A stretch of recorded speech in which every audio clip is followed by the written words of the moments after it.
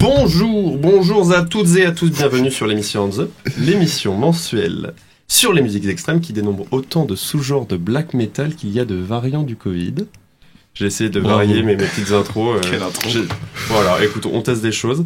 Émission qui vous est présentée par la cinglante et frétillante équipe du webzine Hands Up. Retrouvez-nous sur handsup.fr, on écrit des choses très très intéressantes. Je suis Léo, aussi appelé Raton, dans des endroits peu bien famés sur le net, et je vais essayer de conduire ce live autant que faire se peut, jusque 19h45, quelque chose comme ça. Cette fois, j'ai autour de moi, j'ai Florent à la régie, Sad, agile régisseur pour musique balourde. Alors, tellement agile que je ne sais plus les boutons, c'est pas le bon, c'est celui-là. Bonsoir à tous. Salut Florent. J'ai Victor à ma gauche, Dissab, qui a fait passer l'impertinence au rang d'art et essaye désespérément de redonner au Stoner Doom ses lettres de noblesse. Vaste combat. Vaste combat. Les législatives dans une semaine. Tu portes la candidature Stoner Doom. Pour une France chauve et barbue. Bon courage. J'ai aussi à ma droite Théo, nouveau venu. On sait pas s'il sait faire autre chose que des mèmes sur My Bloody Valentine, mais il est sympa, donc on l'a invité. Salut. Réellement. Ouais. Touché par cette description. Merci. Bienvenue. Mais surtout, heureusement, pour relever le niveau, il y a notre invité, il y a Jessica Rosanne. Tour à tour chargée de promo dans un grand label, manageuse, tourneuse, bookeuse, programmatrice, figure finalement de la scène métal parisienne. On peut dire ça ? Figure, non, je sais pas. Non, mais moi je suis un peu, je vous ai bien dit, hein, je suis un peu intimidée, donc j'attends que ma bière fasse l'effet. Mais relever le niveau, je sais pas. Je te garantis. Franchement, c'est pas si dur. Ça peut pas, ouais, c'est ça. Aucune difficulté là-dedans. Déjà, j'ai mis une petite chemise à carreaux pour le Stoner Doom. Pour le Stoner Doom. Mais la barbe. J'apprécie l'effort. Non, c'est pas mal. Il y a encore du boulot. On a peut-être des postiches en régie, je sais pas. Non, j'ai pas malheureusement, désolé. C'est pas un postiche toi que tu portes ? Non, c'est la vraie. On est donc dans cette émission aujourd'hui réunis pendant une petite heure et demie. On a un programme qui finalement ressemble relativement à celui d'habitude. On a une petite revue d'actualité qui est, je pense, une revue d'actualité assez experte. J'aime beaucoup la tête de celle-là. C'est assez divers. Et après notre revue d'actualité, j'ai préparé un petit jeu pour vous. On va tester vos connaissances sur la musique métallique.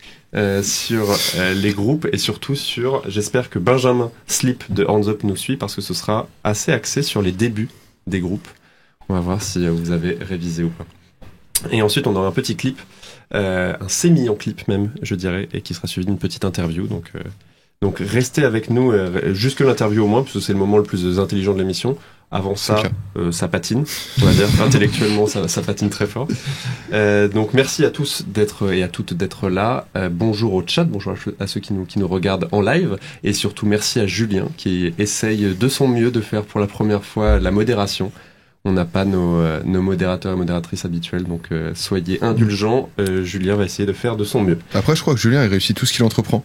C'est donc il n'y a aucun risque. C'est vrai, il a réussi beaucoup de choses, et même pour la petite anecdote, c'était l'invité de l'émission Pilote. On a fait 2 émissions qui étaient tellement mauvaises que, évidemment, c'était pour jauger un peu le niveau. Donc, avant Maxwell et Prout donc Julien était l'invité du premier pilote, tout premier. Donc, bonjour à toutes et à tous. Je pense qu'on peut se lancer le premier jingle revue d'actualité. C'est parti.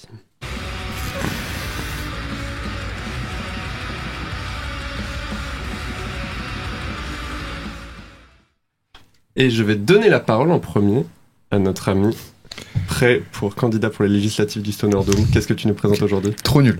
Vraiment, en fait, en plus, j'ai un peu honte, mais ça m'a... Bon, le groupe, c'est Stone Jesus.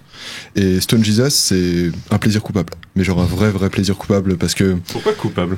Tu sais, entre 2012 et 2016, sur YouTube, t'avais 2 trucs. Quand t'écoutais du Stoner, t'avais vraiment 2 suggestions. T'avais I Am the Mountain de Stone Jesus. Je pense qu'on l'a tous su. Peut-être que t'écoutes pas trop de Stoner et tu l'as pas eu sur le côté.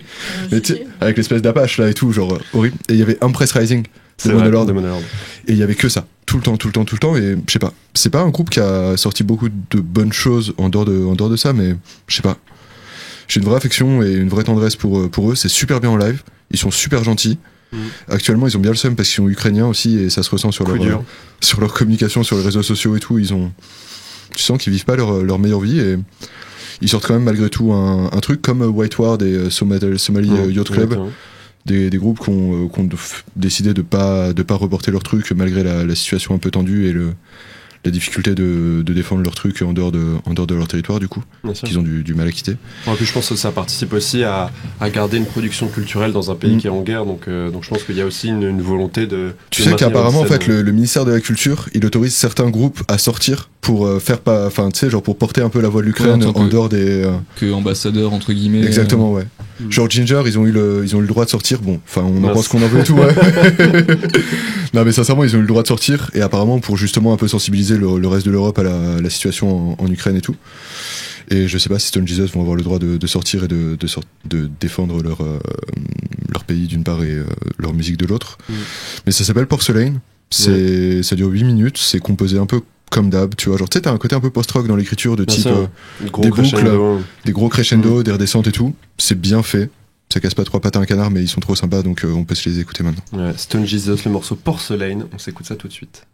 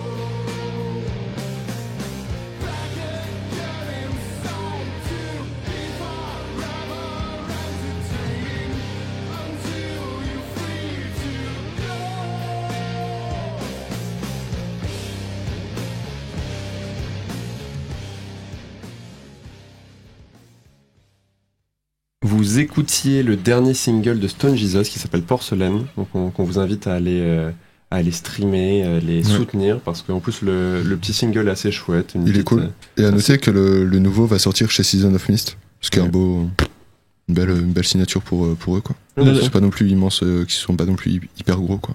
T'as pas l'air d'être très convaincu, toi, par Stone Jesus? Non, pas du tout. Non, c'est pas ton truc. Ah, ouais, je crois déjà le fait que I'm the Mountain arrivait systématiquement, tu sais, que t'écoutes du son sur YouTube et le truc qui revient à chaque fois et tout, et je les ai vus plusieurs fois en concert, je sais pas, genre, moi moi je trouve ça trop bien en live. C'est pas ouf, tu vois, genre t'écoutes pas tous les jours, t'achètes pas les vinyles ni rien et tout, tu vois, mais en live c'est bon moment. Non mais c'est comme Orange Goblin, tu vois. T'as ce côté où toujours la même chose, toujours bien, niveau constant de qualité. Bah, le stoner, t'es rarement déçu en live quand les mecs gèrent à peu près leur instrument. Mais franchement, Stone Jesus, je trouve qu'au niveau des compos, c'est un peu. Ça manque cruellement d'idées, quoi. Et à part I'm the Mountain, qui au bout d'un moment, t'as juste envie de. Okay. Mais ouais, non, je pas très fan. Et est-ce que dans un autre style de finesse, Florent, t'aurais pas quelque chose pour nous? Moi, j'ai la finesse du jour. Vous connaissez Xibalba? Oui. Il y a dans Xibalba une montagne guitariste. Et cette montagne guitariste a fondé un nouveau projet qui s'appelle... Peut-être pour ceux qui connaissent pas, Xibalba, groupe américain, californien, je crois, mais formé par des personnes d'origine mexicaine ou hispanique, du moins. Et descendants de peuples indigènes. Voilà, pas aztèques, je sais plus lesquels c'était au Mexique. Si, aztèques, oui. Et globalement, au départ, ils ont commencé par faire du beatdown, un truc très très hardcore, ultra voyou. Et là, récemment, ils sont plutôt passés sur quelque chose de death doom. On peut appeler ça peut-être du beat doom. Ouais. Je propose, hein. Un peu. Pourquoi pas. Et ben là, c'est un peu le même délire. C'est du gros death doom extrêmement épais, opaque, avec sur certains morceaux des incursions un peu dans des choses un peu tribales. Alors c'est pas Sepultura non plus, mais il y a un peu ce côté-là avec des percus traditionnels. Donc c'est un projet qui est donc le guitariste de Xibalba et un autre type dont je ne connais pas du tout la carrière. Je sais pas ce qu'il a fait d'autre. Donc c'est un duo. Le groupe s'appelle, alors là faut que je m'accroche, Zompantli, évidemment c'est des vocables de descendance aztèque, et l'album Slakaltilitsli. Donc il y a des L et des Z un peu randomatiques. Donc je vous laisserai trouver ça sur internet. Je ne risquerai plus la prononciation. C'est sorti le 6 mai dernier chez 20 Buckspin, qui est un label qui sort vraiment plein de trucs super intéressants. Et voilà, que dire à part que c'est plutôt étouffant, l'atmosphère de tout le long de l'album est écrasante. Voilà, il y a que des adjectifs comme ça qui peuvent s'appliquer à cette musique-là. Des adjectifs que tu sors globalement à chaque émission. On va pas se mentir. Non, j'ai fait des trucs un peu plus légers par moment. J'ai pas fait. C'est vrai que les deux dernières c'était dans la crasse et la bouillasse, mais j'ai fait des choses un peu plus subtiles. Alors lançons la crasse et la bouillasse avec Zompantli.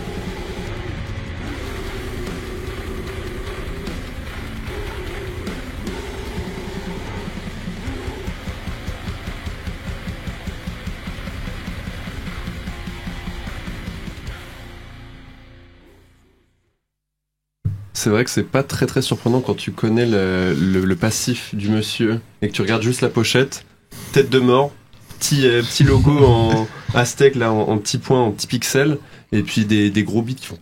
Ça n'a aucune finesse, mais ça défoule quoi. C'est un bon album, solide comme on dit. Solide. Est-ce qu'on parle vite fait de la photo promo quand même? Alors je sais pas si c'est la photo promo que j'avais trouvée, mais oui. Non mais même celle de Xibalba, il y a une photo de Xibalba où ils sont tous les trois et le mec qui est dans le projet que t'as présenté, il tient un crâne humain. Faut savoir qu'il est assez corpulent et quand tu vois la taille du crâne humain par rapport à la taille du sien et du reste de son corps, ça te donne une belle échelle. qui te montre qu'il a vraiment abusé. Non, vraiment, mec, c'est une petite paluche comme ça et tout. Mec, il est vraiment carré. Il fait 1m20 sur 1m20, tu vois, genre Loi Carrez, je sais pas, il fait combien de mètres cubes, tu vois, c'est horrible. Un peu comme Dino Cazares. Ouais, un peu pareil. Il est un peu sur le même format. Bon, vous allez aller regarder les photos promo de Xibalba. Ouais, sans être grossophobe, si possible. Ouais, exactement, du petit crâne dans la très grosse. Petit crâne dans grosse main, oui. Maintenant, on se tourne vers toi, Jessica. Tu nous as envoyé des morceaux dont tu aurais aimé parler. De sorties récentes, voilà, qui t'ont particulièrement marqué. Je sais que le premier que j'avais noté, c'était un groupe de thrash, c'est ça, qui s'appelle Eternal Evil, c'est ça? Oui. Après, Eternal Evil, c'est un groupe suédois qu'on va faire jouer à la rentrée. Je sais même plus la date parce qu'on l'a pas encore annoncé au club. Je crois qu'on les faire avec Anal Vomit. Ok. Et puis dont voilà. On a aussi un extrait, un album. Et moi j'aime beaucoup effectivement le speed de manière générale, le black trash. C'est pour ça que le premier groupe que j'ai booké au Fall Off, c'est Venom, parce que c'est pas vraiment du black metal comme on l'entend maintenant. C'est plus que maintenant on appelle le black trash. Et puis voilà. Ouais. Je suis désolée, j'ai pas encore assez bu, alors je suis pas beaucoup plus prolixe que ça. Donnez-moi une autre bière. Il n'y a pas de souci, on s'écoute le morceau de Eternal Evil pour se mettre en jambes. Donc groupe suédois, c'est ça? Exactement. Ouais. Trash, un petit peu evil sur les bords. Ouais. Un peu éternel aussi, non? De quoi? Un peu éternel. J'ai pas fait exprès, je te jure. Mais ouais, vous avez écouté, il y a un petit passage qui me fait pas mal penser à du Destroyer 666. Un petit peu en moins nazi, ouais. Ouais, voilà. ce qui fait toujours du bien. Donc, on s'écoute Destroyer 66 en moins nazi. La nuance est importante.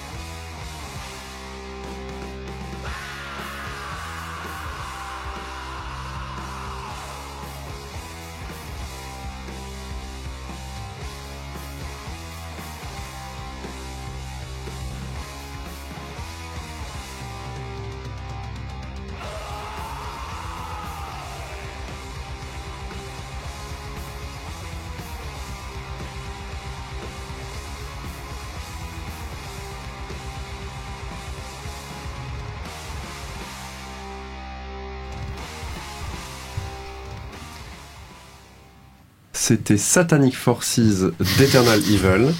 Et on a aussi un autre extrait, c'est l'extrait de Anal Vomit. Ce qui tombe bien parce que on s'était pas concerté, mais lors de notre dernière émission avec Julien Méniel, on a parlé des groupes avec Vomit. Parce que ça nous a fait beaucoup rire et que finalement, c'est plutôt amusant quand même, on va pas se mentir. C'est bon enfant. Ouais, c'est bon enfant. On parlait notamment de Witch Vomit, qui nous faisait ricaner. Ouais, on peut dire le mot ricaner. Et dans la série des groupes avec Vomit dans leur nom, je pense que Anal Vomit arrive sur un petit podium ou juste en bas du podium, je pense. Bah, quand même, il y a Anal en plus de Vomit. Hein. Ouais. Donc c'est très important. Le cahier des charges, c'est vrai, ils en ont coché 2 en même temps. Puis t'as un côté imaginatif aussi, tu vois ce que je veux dire. Ouais. Tu demandes comment corporellement c'est possible. T'es obligé de te poser la question une fois que t'as vu l'association des mots. Exactement. Mais c'est ça, c'est une incitation à la biologie, donc finalement c'est plutôt chouette. Au voyage en fait, à la découverte. Du coup, t'as peut-être un concept, tu sais, pour la prochaine émission, il faut que l'invité amène un groupe avec Anal dedans, et puis. C'est ça. Et puis finalement, voilà. on aura toujours des groupes différents. C'est un peu comme, tu as 3 petits chats. Voilà. C'est ça. 3 petits chats qui commencent par vomiter Anal, c'est impeccable. Mais moi, ce qui me surprend toujours, c'est à quel point ils sont sérieux en fait dans la musique qu'ils font. Tous ces groupes-là qui ont quand même des noms qui sont éclatés, sérieux. Ils sont extrêmement sérieux. Donc on est sur, en règle générale, quand il y a Vomit, on est soit sur du death metal, soit sur du black un peu war metal, ou du black un peu va en guerre, si j'ose dire. Mais ouais, c'est toujours très très sérieux, c'est pas de la musique qui fait beaucoup de blagues, quoi. Je suis pas forcément d'accord, parce que je pense que ok, c'est sérieux, c'est pas Granibar, etc. Mais t'as quand même une conscience que de ces groupes-là, et notamment les groupes sud-américains, bref, comment dire, pour eux c'est pas un truc super sérieux, le satanisme, etc., etc. Ils savent très bien que c'est un folklore. Okay. D'ailleurs, généralement il y a quand même soit une rébellion, soit un respect de eux, leur tradition à eux, et ils savent que c'est de la profanation, etc. Enfin, je sais pas, il y a quand même une conscience qui vont loin, quoi. Okay. Et ils aiment bien ça. C'est une particularité sud-américaine, ça? Je pense, ouais. Après, c'est ma façon d'interpréter. Hein. Nous, on a énormément de groupes sud-américains qui jouent au club. Ouais. Généralement, ça se passe toujours bien. D'ailleurs, ils sont très polis, ils sont pas en retard, malgré ce qu'on peut dire. Et pourquoi particulièrement des groupes sud-américains viennent au club? Ils sont passés le mot sur le sous-continent ou... Bah, déjà, moi, je travaille avec avec un tourneur qui s'appelle Etrurian Legion, qui est italien, mais qui fait tourner énormément de groupes sud-américains, beaucoup de groupes de métal extrême de manière générale. Et puis, il y a un côté vachement trou, je sais pas comment dire exactement, mais en fait, le club, ça reste une petite salle. Et je pense que d'ailleurs, s'il y avait pas des salles comme la nôtre, ces groupes-là, ils pourraient pas tourner parce que ces groupes qui sont pas assez connus pour jouer, je sais pas. J'allais dire au Divan du Monde, mais ça n'existe. Enfin, ils font plus de métal, mais. Juste au-dessus, c'est oui, Petit voilà, Bain. Petit Bain, ou enfin bref, dans des salles plus classiques, on va dire. Mais ils ont, enfin, il faut faire tourner ces groupes-là quand même, sinon, enfin, faut les accueillir bien quelque part, quoi. Donc nous, ça fait partie de la mission, je pense, que nous donnons. Ok. La mission de plutôt que Come to Brazil, c'est Brazil Come to Us. Comme tout club. Comme tout club, exactement. Donc on peut s'écouter le morceau Eternally Rotten d'Anal Vomit.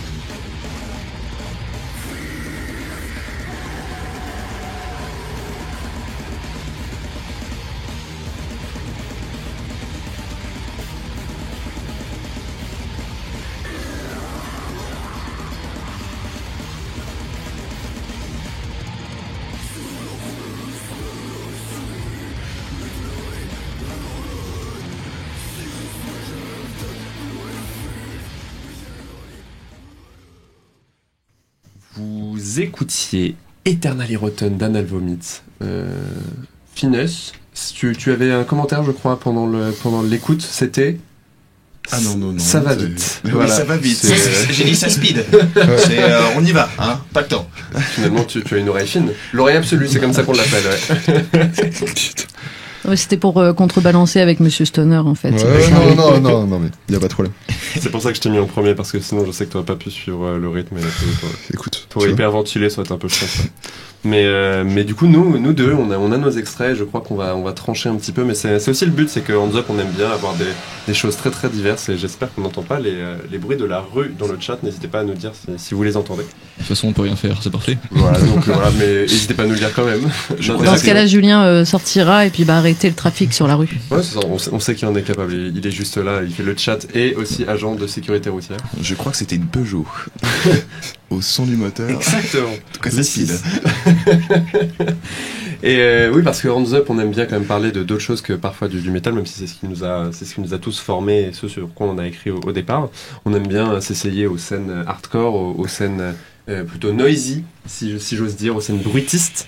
Et moi, ce que je voulais vous présenter, c'est un groupe qui a fait son retour, je crois, 17 ans après leur premier album, leur premier et seul album, du coup maintenant il y en a deux, c'est Gospel. C'est un groupe américain qui a fait un premier album dans un style assez progressif. On était surtout sur du post-hardcore, donc quelque chose qui crie et qui chouine pas mal, mais quelque chose de très très complet, de très dense, avec vraiment des personnes aux manettes qui sont déjà passées par beaucoup de groupes de la scène hardcore, et puis même de pas mal la scène avant-garde progressive, et qui était un super album, un grand classique du screamo à l'époque. Et 17 ans plus tard, sans vraiment trop crier gare, ils sont revenus avec un album qui va du coup plus sur le côté progressif. On a pas mal de gros synthés, et des synthés qui habillent la musique un peu à la Opeth. Tu vois? Ouais, me regarde pas, j'aime pas ça, mais ok. Non, mais il n'y a pas Valentine, donc faut bien que je regarde quelqu'un parce que c'est. Ne regarde pas non plus, je n'aime pas Opet. Je suis pas sûr qu'on dise Opet, mais. Non, mais je pense que ça on peut dire comme ça. Moi, je préfère Opes à Opet. Bon, bah, Opes. Mais il y a un peu le même jeu de clavier, alors que ça n'a rien à voir musicalement. On est sur des styles qui sont assez très très différents, voire même opposés. Tu veux dire qu'ils ont quitté le post-hardcore du coup, s'ils sont passés. Ou c'est un post-hardcore qui se veut un peu progressif? Ouais, c'est ça. Progressif post-hardcore, j'aime pas du tout l'étiquette, hein, c'est un peu moche, mais il y a ça, c'est-à-dire que dans le chant, il y a toujours quelque chose de très très désinvolte, tu vois, à la hardcore. Donc on sent qu'il y a des racines, mais ouais, ça joue beaucoup sur les atmosphères, sur un côté un peu inquiétant. C'est comme des choses que d'auteurs avaient pu faire déjà par le passé avec des choses qui sont assez stridentes. Donc là, je vais vous laisser écouter le premier morceau de l'album qui s'appelle Bravo. Bravo. Super. Bravo, le premier album de gospel, le dernier album qui s'appelle The Loser. Et qui a une des pires pochettes de l'année, mais dont le contenu est quand même plutôt qualitatif. Un peu répétitif, mais plutôt qualitatif. On s'écoute. Bravo.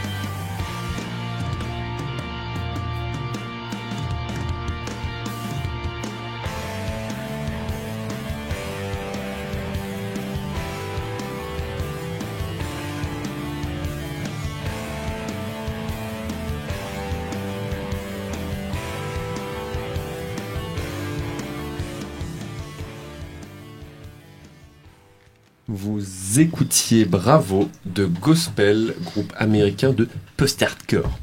Et maintenant, je crois que je vais laisser la parole à notre nouveau venu qui a décidé de prendre quelque chose qui est tout à fait métal. Non? Non, pas vraiment, non. Enfin, si, il y a des petits relents par-ci par-là, mais c'est vrai que c'est plus tendance hardcore punk et du rap.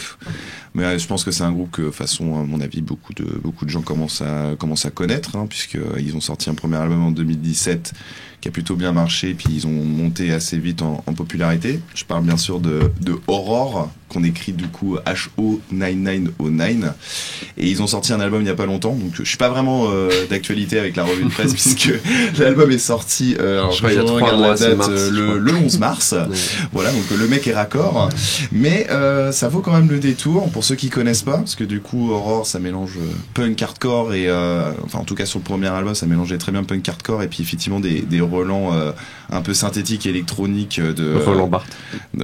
Merci.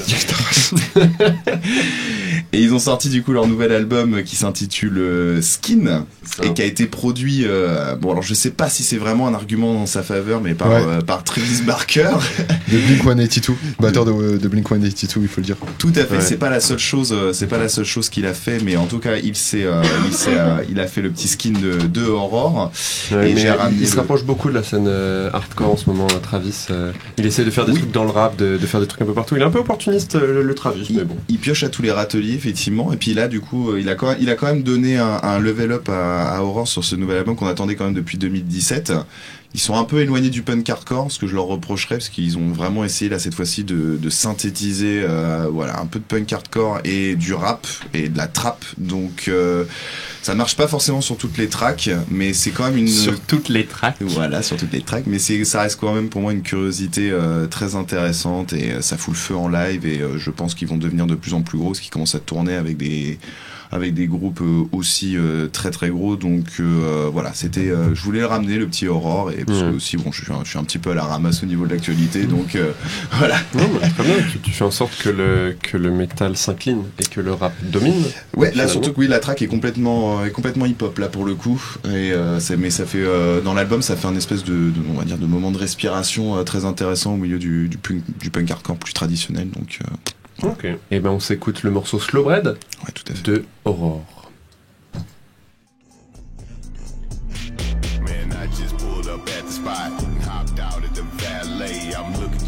Texas, but I'm smelling just like Calais. I'm leaning back in my Cadillac, sitting under the moonlight. This life ain't nothing to sneeze at, cause I bless you, boy, good zoom tight. I'm feeling just like a king, and all I'm needing is my throne. Baby, I done came a long way from having a pocket full of them stones. I'm draped up and I'm dripped out, so I'm all up in my zone. I'm with them horror boys doing what we want, cause we grown. Look at this chrome on my... Talk to me, I got a couple mouths to feed. No like I just up the feed. I got a couple bags to me, I got a couple bags to me. Just blowing steam out the window. Look like you can talk to me. I got a couple mouths to feed. No like I just up the feed. I got a couple bags to me, I got a couple bags to me.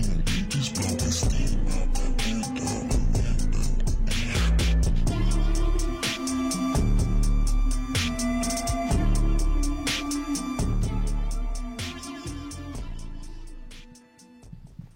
C'était le morceau Slow Bread de Aurore, donc Slow Bread, le pain lent. Voilà. Enfin, qui prend son temps. Ouais, on n'a vraiment pas été entre Bravo, Anal Vomit et Pain lent, ça n'a pas été vraiment une grande sélection en termes de créativité langagière. Bon, c'est pas grave parce que je vais relever le niveau, je vais essayer du moins, avec un jeu.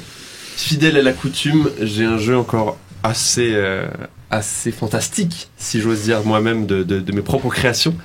Je vous explique tout ça après le jingle jeu. Alors le jingle bizarrement va s'appeler Blind Test, mais tout va bien. Ok.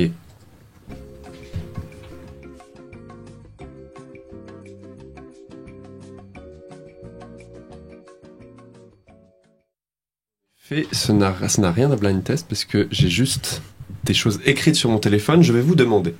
Vous savez que dans le métal, parfois on fait des faux pas au début, parfois on n'arrive pas à toujours trouver la bonne recette de suite.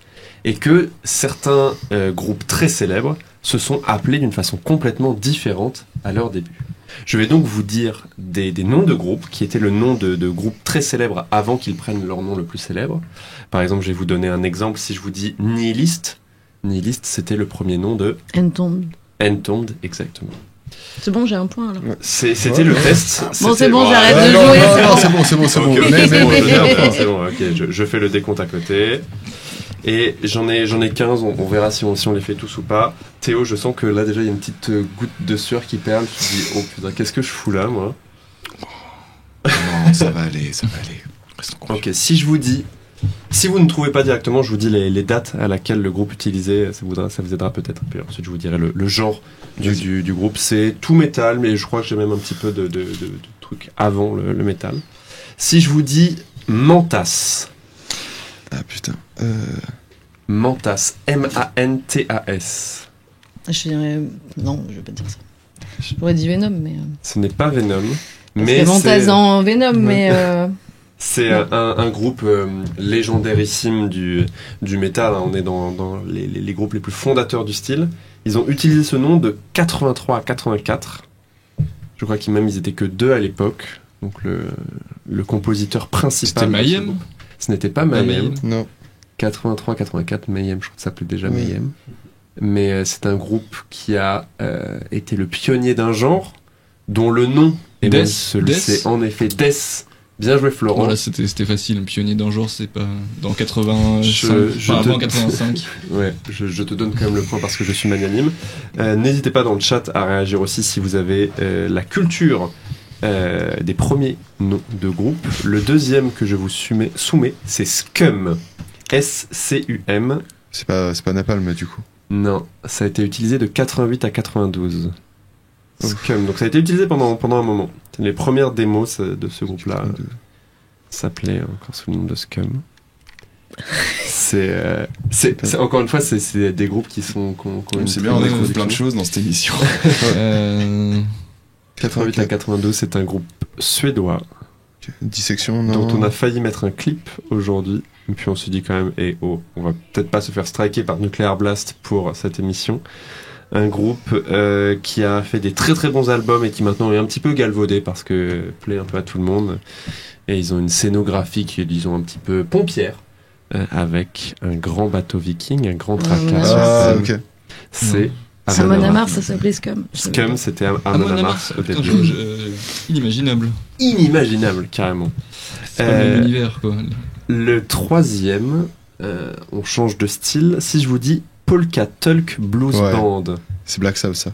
C'est Black Sabbath. Ils ont utilisé ce nom de Polka Tulk Blues Band pendant un mois, en août 68. Et tout ce qu'on peut dire, c'est qu'ils ont bien fait de changer de nom.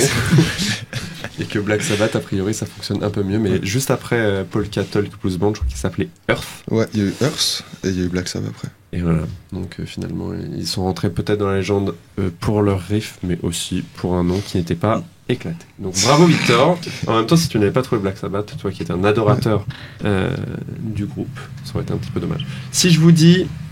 Et là, je crois que tu n'as pas le droit de jouer. J'ai pas le droit de jouer. Okay, c'est Lord of Putréfaction. Alors là, sans les dates, c'est très compliqué. En fait, ce qui est marrant, c'est que c'est un groupe qui est ultra connu dans son style, genre peut-être le plus connu de La Chapelle. Mais tu vois, genre Lord of Putréfaction, ça fait death, et c'est pas du death. Ok, c'est un piège. Entre 88 et 91, sachant que le groupe est devenu vraiment connu au début des années 2000. Electric Wizard. Ouais, c'est ce que j'allais dire. Et bien joué. On a la proposition, c'est Prout qui nous parle de derrière la régie.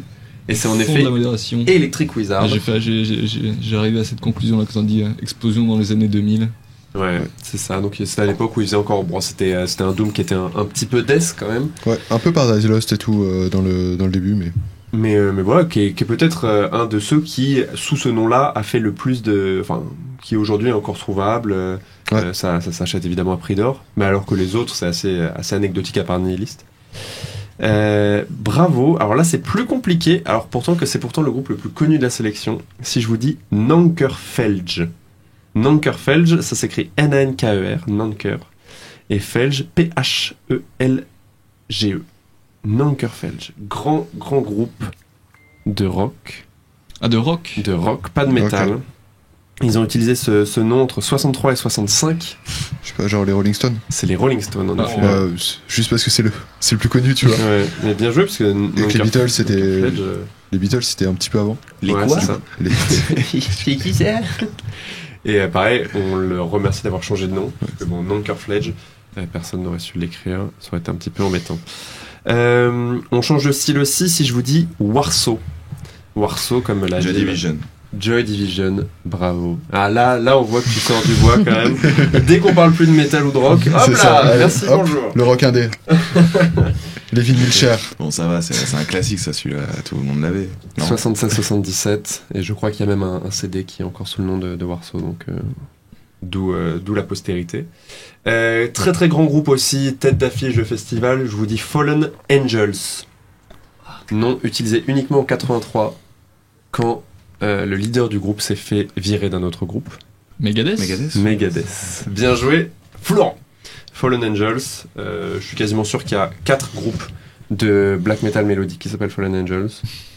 Donc ce n'est pas plus mal, même si en 83 c'était peut-être un peu plus original. Baphomet. Behemoth. Bien joué. Qui ont changé juste de démon, qu'on a pris un autre, ils se sont dit non, pas celui-là. Ils l'ont utilisé en 91, donc vraiment tout début, bien avant qu'ils arrivent à la célébrité qu'on leur connaît aujourd'hui, à faire des posts de yoga sur Instagram. Nergal qu'on ne salue pas du tout. Voilà. Non, on le salue pas. Non. Pourquoi ? Il m'emmerde. C'est vrai. Non, son yoga sur Instagram, même si bon, voilà. Et les croquettes pour chiens vegan. Et les croquettes pour chiens vegan. C'est vrai qu'il a la chance du commerce quand même depuis le cancer. Ouais, non, c'est vrai qu'il y a le Behemoth pré-leucémie et le Behemoth post-leucémie, c'est pas le même. Je pense qu'il y a une étude à faire. Je sais pas si tu veux reprendre des études et faire une thèse sur l'influence de la leucémie sur les réseaux sociaux, tu vois, j'entends. Non, et surtout que notre Nergal, il vieillit quand même pas si bien. La dernière fois, il était en festival avec un t-shirt anti-Antifa. Bon, allez, on lui pardonne peut-être avec l'âge et le fait qu'il soit poloneux. Bon, c'est pas le plus malin, pas le crayon le plus aiguisé de la boîte à mine, comme on dit. Bon, après, c'est comme ceux qui arrêtent de boire, hein. Généralement, ça a pas des très bons effets. Hein. Non, c'est vrai. Faites pas ça. On salue la scène straight edge. Ils ont jamais commencé. Balayé d'un revers de la main. Voilà, on va se défendre. Non, ceux qui n'ont pas commencé, ça va. ça. Le problème, c'est ceux qui ont arrêté. Regarde Megadeth, tu vois. Exactement. Voilà, les Newborn Christian, etc. C'est pas. Born Again, ouais. C'est vrai que Megadeth, c'est une trajectoire qui est dure aussi en termes de intellectuel. Ouais. Surtout les années 2000 pour Megadeth. Hein. Les années 2000, quand ils sont partis dans un délire hard rock, ils ont lâché le heavy metal. Ouais. C'était pas très bien. Et ça fait pas de la bonne pub pour les roues. Non plus. C'est vrai. C'est vrai que c'est pas le meilleur ambassadeur. Non, on salue les roues quand même. Les roues. Sauf Dave Mustaine. Salut les roues. Et si je vous dis, entre 93 et 97, un groupe qui s'appelait Inearthed. 93. Pas Unearthed, hein, mais Inearthed. 93-97. Ouais. Eux, par contre, ils sont devenus connus juste après. Vraiment, tu leur laissais 1 ou 2 ans après, et ils ont commencé à sortir tuerie sur tuerie. C'est pas genre ça pourrait être Slipknot vu la temporalité, mais non. Non, on est sur une temporalité similaire. Est-ce qu'on est sur un style similaire, genre c'est un truc de néo? Non, c'est pas du néo. Inearthed, c'est un groupe. Allez, je vais vous dire la nationalité, peut-être que vous allez avoir directement, c'est finlandais. Children of Bodom. C'est Children of Bodom. Bravo Julien. Je l'ai connu avec ce nom-là en fait. Je suis un vieux boomer. Il dit je l'avais connu avec ce nom-là. Je sais pas si c'est entendu dans le chat. Donc voilà, Inearthed, Children of Bodom pendant 4 ans. Un plus connu et où là les aficionados le connaissent encore sous ce nom-là, Black Death. Ah putain. Ark Enemy. Non. Black Death, ce n'est pas Ark Enemy. On est sur. C'est quoi l'ancien nom de Ark Enemy? J'en ai aucune idée. Malheureusement, il est pas dans ma sélection, donc non. Et puis j'ai pas un truc comme ça. Bon, peut-être. C'est quoi Black Death? Black Death. Quelle période ça dit? 86-87. Pareil, après ils ont commencé à... Donc Black Death, ils faisaient encore du death metal avant de se tourner au black, et globalement de faire la sainte trilogie du black metal à eux tout seul. C'est Dark Throne. Bien joué. Bravo Florent. Ah non, le truc avec Ark Enemy, c'est pas ils ont fait des des concerts avec leurs chanteurs, et c'était sous le nom de Black Earth. Ah, peut-être. C'est vrai qu'ils ont fait ça, Ark Enemy, à un moment, ouais. Ils ont fait leur anniversaire avec le premier mec, du coup. Je sais pas comment ils avaient appelé ça, mais c'est vrai qu'ils ont fait un truc... Il me semble que c'est Black Earth. Peut-être. Black Earth. Ouais. On garde ça, et puis si c'est faux, c'est pas grave. On savait pas trop Ark Enemy, par contre. Ouais. Des gros rats aussi, apparemment. Tu sais, sur les photos, les trucs comme ça et tout. Ouais, ils font payer les séances photos. Ouais, je sais plus ce qui se passait. Genre, ils avaient menacé un photographe. Tu sais, genre, qui les avait pris en photo et qui se faisait de la pub ou quoi, je sais plus. Il y avait une espèce de scandale où le photographe faisait ce que font tous les photographes, tu vois. Ouais, et eux, ils étaient pas d'accord, tu vois. Alors que les gros anticapitalistes, véganes, ce que tu veux et tout. Peut-être que Antifa, c'était contre Ark Enemy. C'est le seul truc que je peux pour défendre Nergal, tu vois. On réécrit l'histoire, on réécrit les dramas de Nergal. Bien joué, je vais vous citer un autre style, Majesty, 85-86. Ils ont pas été connus sous ce nom-là, ils ont été connus un petit peu après. Pareil, ils sont les grands prophètes de leur genre, Majesty. On est sur une musique qui est en effet majestueuse. J'aurais dit plutôt pompeuse, mais ça me regarde. Moi j'ai peur de dire des conneries. Ça va être des Blind Guardian, des trucs comme ça? Non, c'est bien avant. Vraiment pensés prétentieux et dans leur style globalement. Voilà. Parce qu'il manque les petits prétentieux dans le métal. Non, les petits premiers de la classe prétentieux, tu vois. Dream Theater. Le premier de la classe. J'y ai pensé aussi. J'ai pas osé le dire. C'est tout à fait Dream Theater qui s'appelait Majesty pendant 1 an. Ok, je vais essayer un autre truc. Mélancolium. Mélancolium pendant 4 ans, 87-91. Truc de Black. Comment? Truc de Black, du coup, non? Non, Mélancolium, on est globalement sur ce qu'ils ont fait après. C'est... Paradise Lost. On se rapproche. Draconian. Très proche. My Darling Bride. Non, encore plus proche. Putain, il en reste un. Il en reste un qu'on n'a pas... Il en reste un. Le meilleur pour moi de tous ceux qu'on a cités. Anathema. Non. Mais pareil, on reste... Catatonia, mec. Catatonia, bien sûr. Donc c'était quand même bien longtemps avant de se sortir Dance of December Souls et Brave Murder Day, qui sont des immenses classiques du Death Doom. à mes yeux, et je pense aux yeux de beaucoup de personnes. Je vais pas tirer la couverture. Je vais vous dire Rigor Mortis. Ah si, putain, ça 86-88. Rigor Mortis. Bon, il y a beaucoup de groupes qui sont appelés comme ça. Ouais, c'est ça. Et c'est pas Pantera? Non, j'aurais beaucoup aimé. Vraiment, non. Rigor Mortis. Non mais ça en plus c'est connu, c'est connu de ouf. Groupe de death metal après, qui ont sorti et qui ont jamais trop faibli. Mais globalement c'est un des groupes, les aficionados du death metal disent qu'ils ont jamais sorti de très mauvais albums. Immolation. Ah oui, c'est vrai. Florent qui à chaque fois on est connecté sur les explications, tu réponds que sur les explications. Et je vais vous en donner un dernier. Death Piggy. Death Piggy 82-85. Ils ont bien fait de changer en tout cas. Ils ont bien fait de changer. Alors, ils ont changé pour quelque chose de pire. Et ensuite, ils ont changé sur quelque chose sous lequel ils sont connus. Death Piggy, c'était un groupe de punk à la base. Okay. Ils sont pas connus pour du punk parce qu'en fait, Death Piggy, quand ils sont partis en tournée, ils avaient besoin d'une première partie. Ils avaient un peu la flemme de demander à d'autres personnes, donc ils ont décidé d'assurer leur première partie eux-mêmes, mais ils ont décidé de l'assurer costumée. C'est Gwar, en effet. Bien joué, Julien. Costumé. Et du coup, en fait, c'était Death Piggy, première partie. Le premier nom de Gwar, c'était pas Gwar, c'était Gwar. Ah oui, ça oui. Avec un espèce de borborigme. Puis en fait, ils se sont rendus compte que Gwar avait plus de succès que Death Piggy. Donc ils se sont dit, on va arrêter Death Piggy, on va juste s'appeler Gwargle et on va juste le raccourcir à Gwar. Mais est-ce qu'ils balançaient déjà de la peinture Au départ, ouais. Je crois que c'était...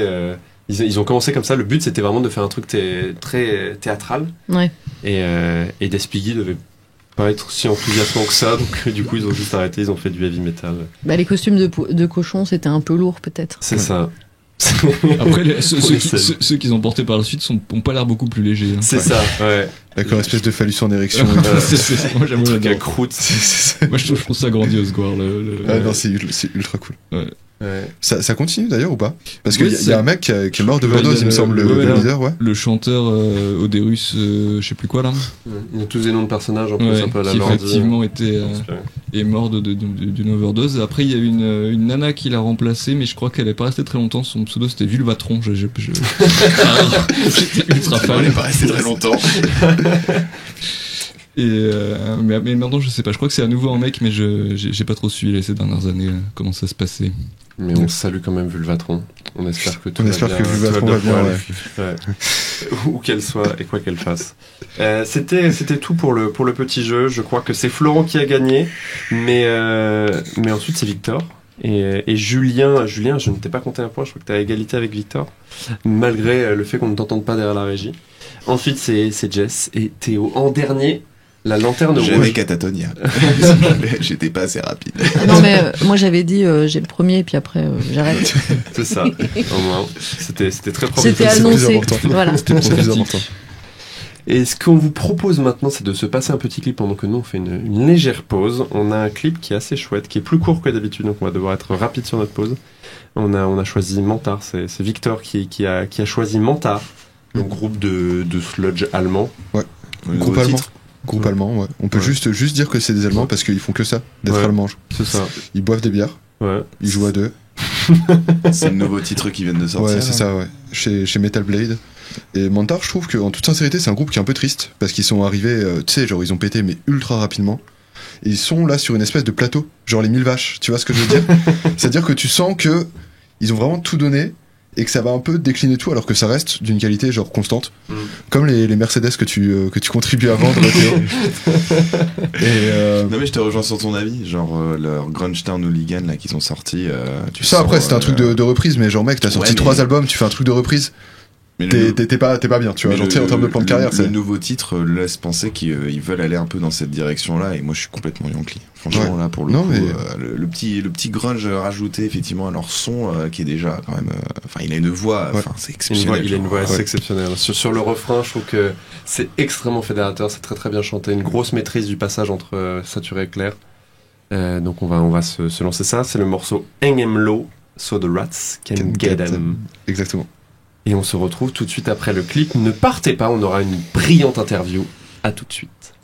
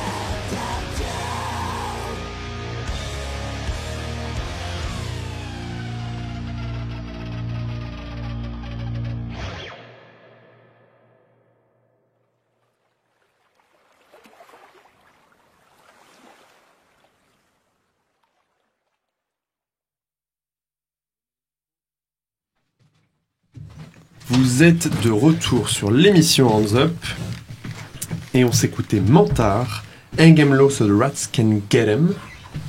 Je t'en prie. Qui est un chouette morceau issu d'une prochaine production, on espère, de Mentar. Ouais. Oui, ils ont un album. C'est ça, c'est This in the End, but the pain is forever. Et ça sort chez Metal Blade. Wow. C'est un nom d'album de Hired Gods, ouais, un peu. Ouais. Et maintenant, je pense qu'on va se tourner vers toi, Jessica.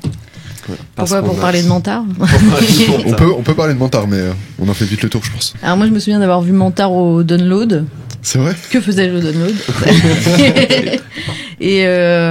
et qui c'était en plein milieu de l'après-midi sur la petite scène, je sais pas quoi, et puis et ils étaient en train de crier bon là vous voyez le meilleur concert du week-end, après vous pourrez rentrer chez vous.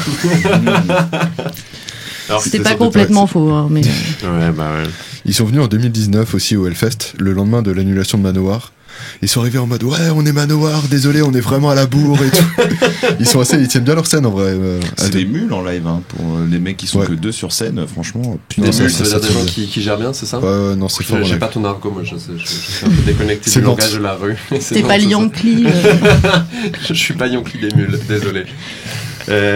Mais voilà, Mentar à qui on souhaite tout le meilleur, du moins. Et de ne pas rester sur le plateau de 1000 vaches. Parce que c'est vrai que c'est un groupe qui aurait pu vraiment plus percer. Ouais. Non mais tu vois, genre typiquement, regarde, ils jouent au Download, comme tu dis, genre t'as rien à faire au Download non plus, tu vois, genre t'as eu vraiment ce côté, un pur buzz. Ils étaient vraiment partout, tu vois. Un peu comme Turnstile maintenant, tu sais, genre pas sur le même... Le Turnstile est pas partout. Non mais ils sont à Lollapalooza, mec. Le Lollapalooza, je crois qu'ils ils font un gros festival aussi. Ils font le Main Square d'Arras aussi. Square, c'est ça. Voilà. On encourage. Qu'on encourage fort aussi, évidemment. À l'instar de comme Mentar, ouais. Comme Mentar. On encourage tout le monde et finalement c'est ça, la bienveillance de la grande famille du métal.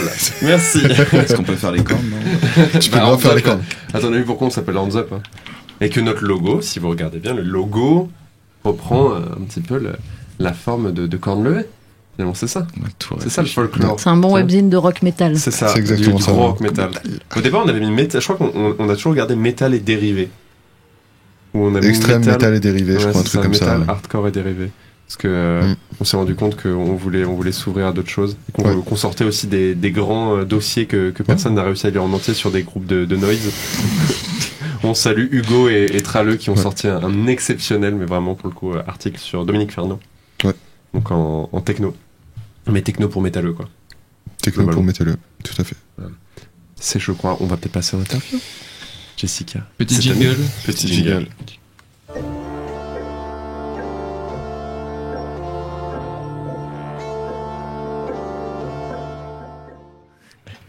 Ça, c'est bon, là tu reconnais, t'es content, toi tu reconnais les musiques des blind tests, en fait c'est des jingles. Non, je t'avoue, j'ai absolument pas reconnu. Ah, c'est Coil. Ah, d'accord, ok, voilà. J'étais sur autre chose. On va revenir un peu sur ton passé. Pardon, ça a commencé comme psychothérapie. Ok, on va revenir sur ton passé. Non, mais avant de parler de tes responsabilités maintenant et de tout ce que tu fais dans la scène à Paris, t'as commencé à travailler, t'étais chargé de promo chez Listenable Records. C'est ça? J'ai commencé, j'étais stagiaire. Même stagiaire chez Listenable? Ouais. À l'époque où ils avaient beaucoup de salariés ou c'était déjà une petite structure? Non, il y avait que Laurent, le patron, qui est toujours le patron, bien sûr. Il y avait donc Alex qui envoyait les paquets. Ouais. Et voilà. Ils étaient que deux. Et en fait, moi, je suis venue pour faire un stage d'été. Et finalement, on s'est bien entendu, etc. Et puis on m'a dit, et puis comme j'avais fait quelques propositions par rapport à la com, etc. Parce que j'étais jeune à l'époque. Du coup, il m'a dit, c'est dommage que tu doives retourner à l'école à la rentrée. Est-ce que tu veux pas travailler, quoi? Ouais. Tu fais partie donc de l'époque où on pouvait être embauché à l'issue du stage. Ouais, mais c'est parce qu'on était dans le nord de la France et qu'il n'y avait pas beaucoup de monde ici. Hein, tu sais, prends des notes, toi, stagiaire. Tu vois, Mercedes, ils vont pas t'embaucher, gros. Je suis alternant. Il y a une grosse nuance très importante. Parce qu'on ne dirait pas, mais dans le nord de la France, il y a des labels, hein, quand même. Donc il y a Listenable, il y a Osmose. Osmose, ils sont pas. Ok, pour moi, ils étaient d'Avignon. Mais parce que je crois que t'as toute la scène black metal et tout. Je savais pas du tout qu'ils étaient du Nord, Osmose. Ah non, et Osmose, c'est juste à côté de chez ma maman, d'ailleurs. D'accord. Ok. Ouais, c'est dans le Pas-de-Calais, même. Ok, d'accord. Et c'était pas un peu impressionnant de commencer sur un label comme ça, qui en plus, à l'époque, avait plein de groupes qui allaient exploser ensuite. Toi, tu étais déjà dans la scène métal à côté. Ouais, moi, j'organisais déjà des concerts. Enfin, j'aidais à l'orga avec les acteurs de l'ombre. Je faisais partie de Webzine aussi, etc. Mais à la base, je faisais mes études. Je suis allée en école de commerce, du coup. Mais bon, je ne conseille pas, c'est vraiment nul. Non, mais c'est naze. Ouais. Ou alors vous allez à HEC, quoi. Mais si c'est pas HEC, c'est nul. Mais non, mais c'est vrai. Ça, c'est l'excellence de la scène métal. C'est HEC ou rien, tu vois. Je ne voyais pas entendre ça aujourd'hui. Ça. Ou même toujours dans l'émission. Ouais. Non, mais c'est pas ça. C'est en gros, t'as des gens qui payent pour avoir un diplôme. C'est ridicule, quoi. Ouais, bien sûr. Donc gardez votre argent, gagnez du temps et n'allez pas là-bas, quoi. Laissez tomber les études. Non, mais en tout cas, si tu veux pas juste devenir manager chez Danone, ça sert à rien d'aller dans une école comme ça. T'apprends rien, enfin t'apprends rien d'intéressant, quoi. Ou community manager chez Mercedes. Je crois que c'est Target.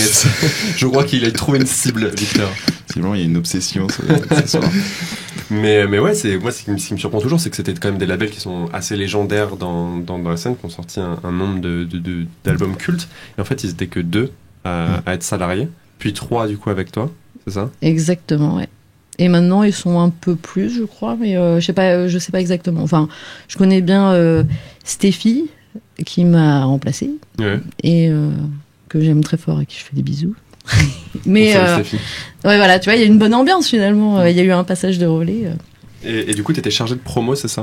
Ouais, je faisais la com. Je faisais la com à l'international. Tu vois, ça fait un peu genre waouh. Et notamment, tu vois, heureusement qu'ils parlent pas français, sinon je me ferais engueuler par immolation pour le rigor mortis de tout à l'heure. Parce que oui, j'ai fait la com d'immolation, Ultra Vomit, Objectif Thune. Quand je suis arrivée, il y avait déjà Gojira et donc From Mars to Sirius, et donc moi j'ai fait la com de The Way of All Flesh.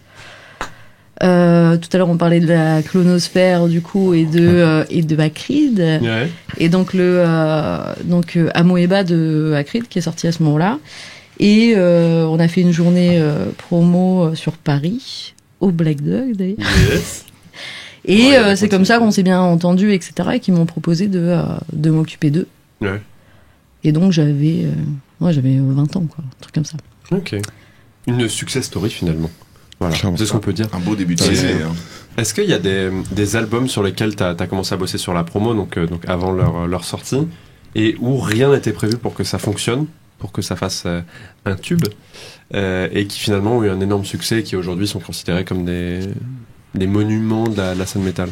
Dans quel sens, en fait? C'est-à-dire que, par exemple, est-ce que, je sais pas, quand From Mars to Sirius était en préparation, la promo... moi, je suis arrivé après From Mars to Sirius, donc... Mais même pour Immolation, voilà, préparer la promo et partir du principe que, voilà, c'est un groupe qui va sans doute faire un succès d'estime. Généralement, c'est plus l'inverse. Ouais. C'est plus, de leur mettre une hype de fou et... Là, par exemple, on a sorti Treponempal Weird Machine, quoi, tu vois. Ouais. Je dis, ouais, super, retour de Treponempal, ça va marcher, mais pas du tout, quoi. Ouais. Donc, non, généralement, c'est pas... ou malheureusement, à la fin de Scarve, par exemple, quoi, tu vois. Ouais. Où normalement, Scarve, ça aurait dû continuer, c'était un super groupe.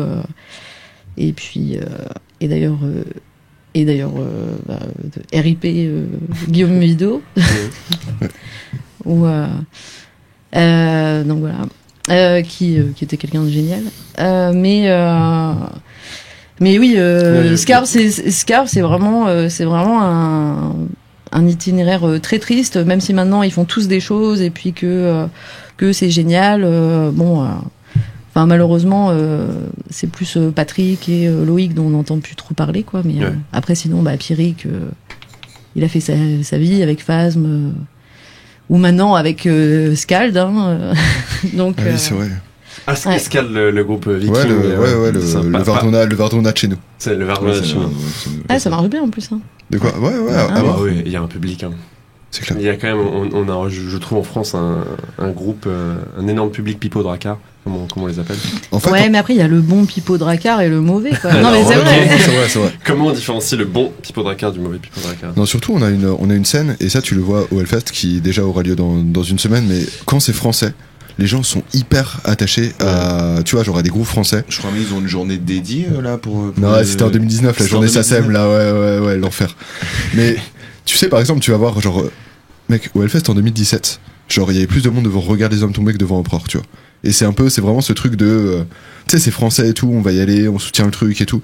Et c'est vrai que Scald, du coup, ça marche, je sais pas si ça marche à l'international, mais en France, c'est énorme. Et tu sais pas si c'est parce que y a un public Vardona, ou si c'est parce que aussi c'est français et que tout le monde est là-dessus, quoi. Ça aide toujours, déjà, façon d'être français. Ouais. C'est pas forcément vrai, hein, mais bon. Je pense que c'est à double tranchant, en fait. Je pense que d'ailleurs les Français sont pas assez exigeants avec leur groupe et que si on était un peu plus exigeants, on mettrait plus en avant les groupes qui valent le coup et on oublierait ceux où ouais, ok, c'est tes potes, ils sont cool, t'aimes bien boire des coups avec, tu peux aller les voir en concert, hein, je dis pas qu'il faut pas qu'ils arrêtent la musique, hein, mais à force de pas critiquer, tu vois, et notamment je me rendais compte plus quand j'étais comme vous, où t'avais limite pas le droit de mettre une mauvaise note à un groupe français parce que t'es pas gentil, tu supportes pas la scène locale, quoi, tu vois. Sauf qu'à un moment, c'est aussi comme ça que tu crées une sélection et que la scène française peut percer, quoi. Ok, donc toi t'es pour, finalement, tu penses que le fait d'attribuer des notes et aussi d'être critique dans la sélection de ce qui peut sortir en France, c'est ce qui permet de contribuer à une scène qui vit davantage et qui se pousse un petit peu plus vers le haut qu'actuellement? Oui, alors c'est pas les notes, bon, ça c'est. Enfin, c'est notre système à nous, mais que peu importe le système qui est utilisé, quoi. Et même, oui, enfin non, mais c'est pas les notes qui comptent, mais tu vois, effectivement, d'essayer de faire, je sais pas, même en tant qu'organisateur de concert, tu sais que t'as une bonne, tu vas faire jouer un super groupe, ça va ramener du monde, t'essayes de mettre une première partie qui vaut le coup, en fait, qualitative. Où tu te dis, bon, ce groupe-là, j'ai envie qu'il soit vu par le public de la tête d'affiche. Enfin, tu vois, par exemple, ça, en tant qu'orga, vous, en mettant en valeur, pas forcément par les notes, parce que finalement, les notes, c'est même pas ce que les gens regardent le plus. Ou des fois, tu mets un 2 sur 10, ça va faire plus de buzz, hein, limite, tu t'aideras mieux un groupe. On se rappelle de notre chronique Dalestorm, qui était une dernière grosse publication. C'était il y a déjà des années de ça où on avait mis une très mauvaise note. C'était, je crois, Florent Malice qui l'avait écrit. Et on a eu un petit mail de Nuclear Blast qui nous disait arrêtez. Arrêtez de critiquer Dalestorm. Donc finalement, en fait, c'est vrai que nous, c'est de la politique qu'on avait essayé de suivre. C'est-à-dire, on va pas tirer sur l'ambulance quand c'est des groupes français qui nous parlent juste pas et qui sont pas du tout dans notre scène. On va juste pas leur donner cette visibilité-là. Mais pourquoi on pourrait pas le faire aussi? Tu vois, c'est comme je disais, enfin, je veux dire, j'ai l'impression qu'en France, on prend pas le risque de dire c'est de la merde. En France, on aime pas la réussite. Non, mais à chaque fois, c'est, tu sais, le mec t'avouera pas, tu vas voir le concert, c'était mauvais, il dira, ouais, c'était pas mal, mais c'est pas ma cam. Il y en a pas un qui dira, ouais, franchement, non, c'est bon, ça dégage, quoi. Et puis on passe à autre chose et on cherche ce qu'il y a vraiment d'intéressant, tu vois. Je trouve qu'il y a toujours cette petite retenue. Mais parce que c'est peut-être intéressant quand c'est sur des groupes qui ont déjà une petite stature. Je veux dire, voilà, le groupe à première partie, taper sur le groupe à première partie, je vois pas trop l'intérêt. C'est juste, il faut changer les premières parties. Non, par contre, de temps en temps, enfin, c'est dommage de pas faire une plus grosse sélection au moment de choisir la première partie, quoi. Mais par contre, oui, sur notre tête d'affiche, je pense qu'il faut aussi être exigeant. Et tu vois, par exemple, nous qui écrivons beaucoup sur le hardcore, le fait qu'on soit jamais trop caché que Rise of the North Star, c'est pas exactement ce qu'on aurait choisi comme tête d'affiche du hardcore français. Et tu vois, tu dis encore une fois, t'arrives pas à dire c'est de la merde. Comme quoi, il a raison. C'est vrai, c'est vrai ça. Ouais. C'est pas totalement de la merde. En fait, il aime bien. Le mec, non, mais l'axe de Rise of the North Star, il est quand même incroyable, tu vois, parce que on est aussi dans une époque où il y a une grosse montée en puissance des animes et des mangas. Les gars, ils baignent dedans à mort. Et une vraie direction artistique, c'est ça. Pour le coup. On peut pas leur reprocher oui, qu'ils ont... mais c'est nul, hein, c'est trop nul, hein, mais Voilà, ça a été dit. Non, après, tu vois, après il y a une différence quand même. T'as des choses aussi qui sont effectivement très commerciales où tu vois l'intention derrière, etc. Comme Hailstorm, tu vois. Mais c'est bien fait quand même. Faut reconnaître que c'est bien fait. Ouais. Après, c'est bien fait, mais ça, c'est vrai que quand t'aimes bien des trucs un peu plus recherchés, un peu plus intelligents, t'es un peu dégoûté de voir le succès que ça a par rapport à des trucs que tu préfères. Après, il y a des groupes où c'est vraiment de la merde. Franchement. Non, mais, non, je vais pas citer de nom. Mais tu vois, moi qui reçois des mails tous les jours, tu vois, t'as des groupes qui te contactent quand même. Et puis, même s'ils ont sur leur page Facebook que 500 personnes, tu te demandes pourquoi les 500 personnes ont liké, quoi. Ça veut dire des trucs avec le beat à côté, ça chante faux, enfin, voilà. Et ces gens-là font des concerts. Et ça, je comprends pas. Parce que du coup, non, non, mais c'est pas ça. Mais bon, après, ça fait un peu extrême. Non, mais juste, ça dilue déjà qu'il y a beaucoup de problèmes dans les concerts, il n'y a pas forcément toujours le nombre de personnes attendues, etc., tu vois, de donner de la visibilité à des groupes qui chantent vraiment faux, etc., c'est pas... Enfin, ou alors, faut dire ce que c'est, quoi. Faut faire un concert d'anniversaire, je sais pas, moi. Une soirée de merde, ça vous intéresse?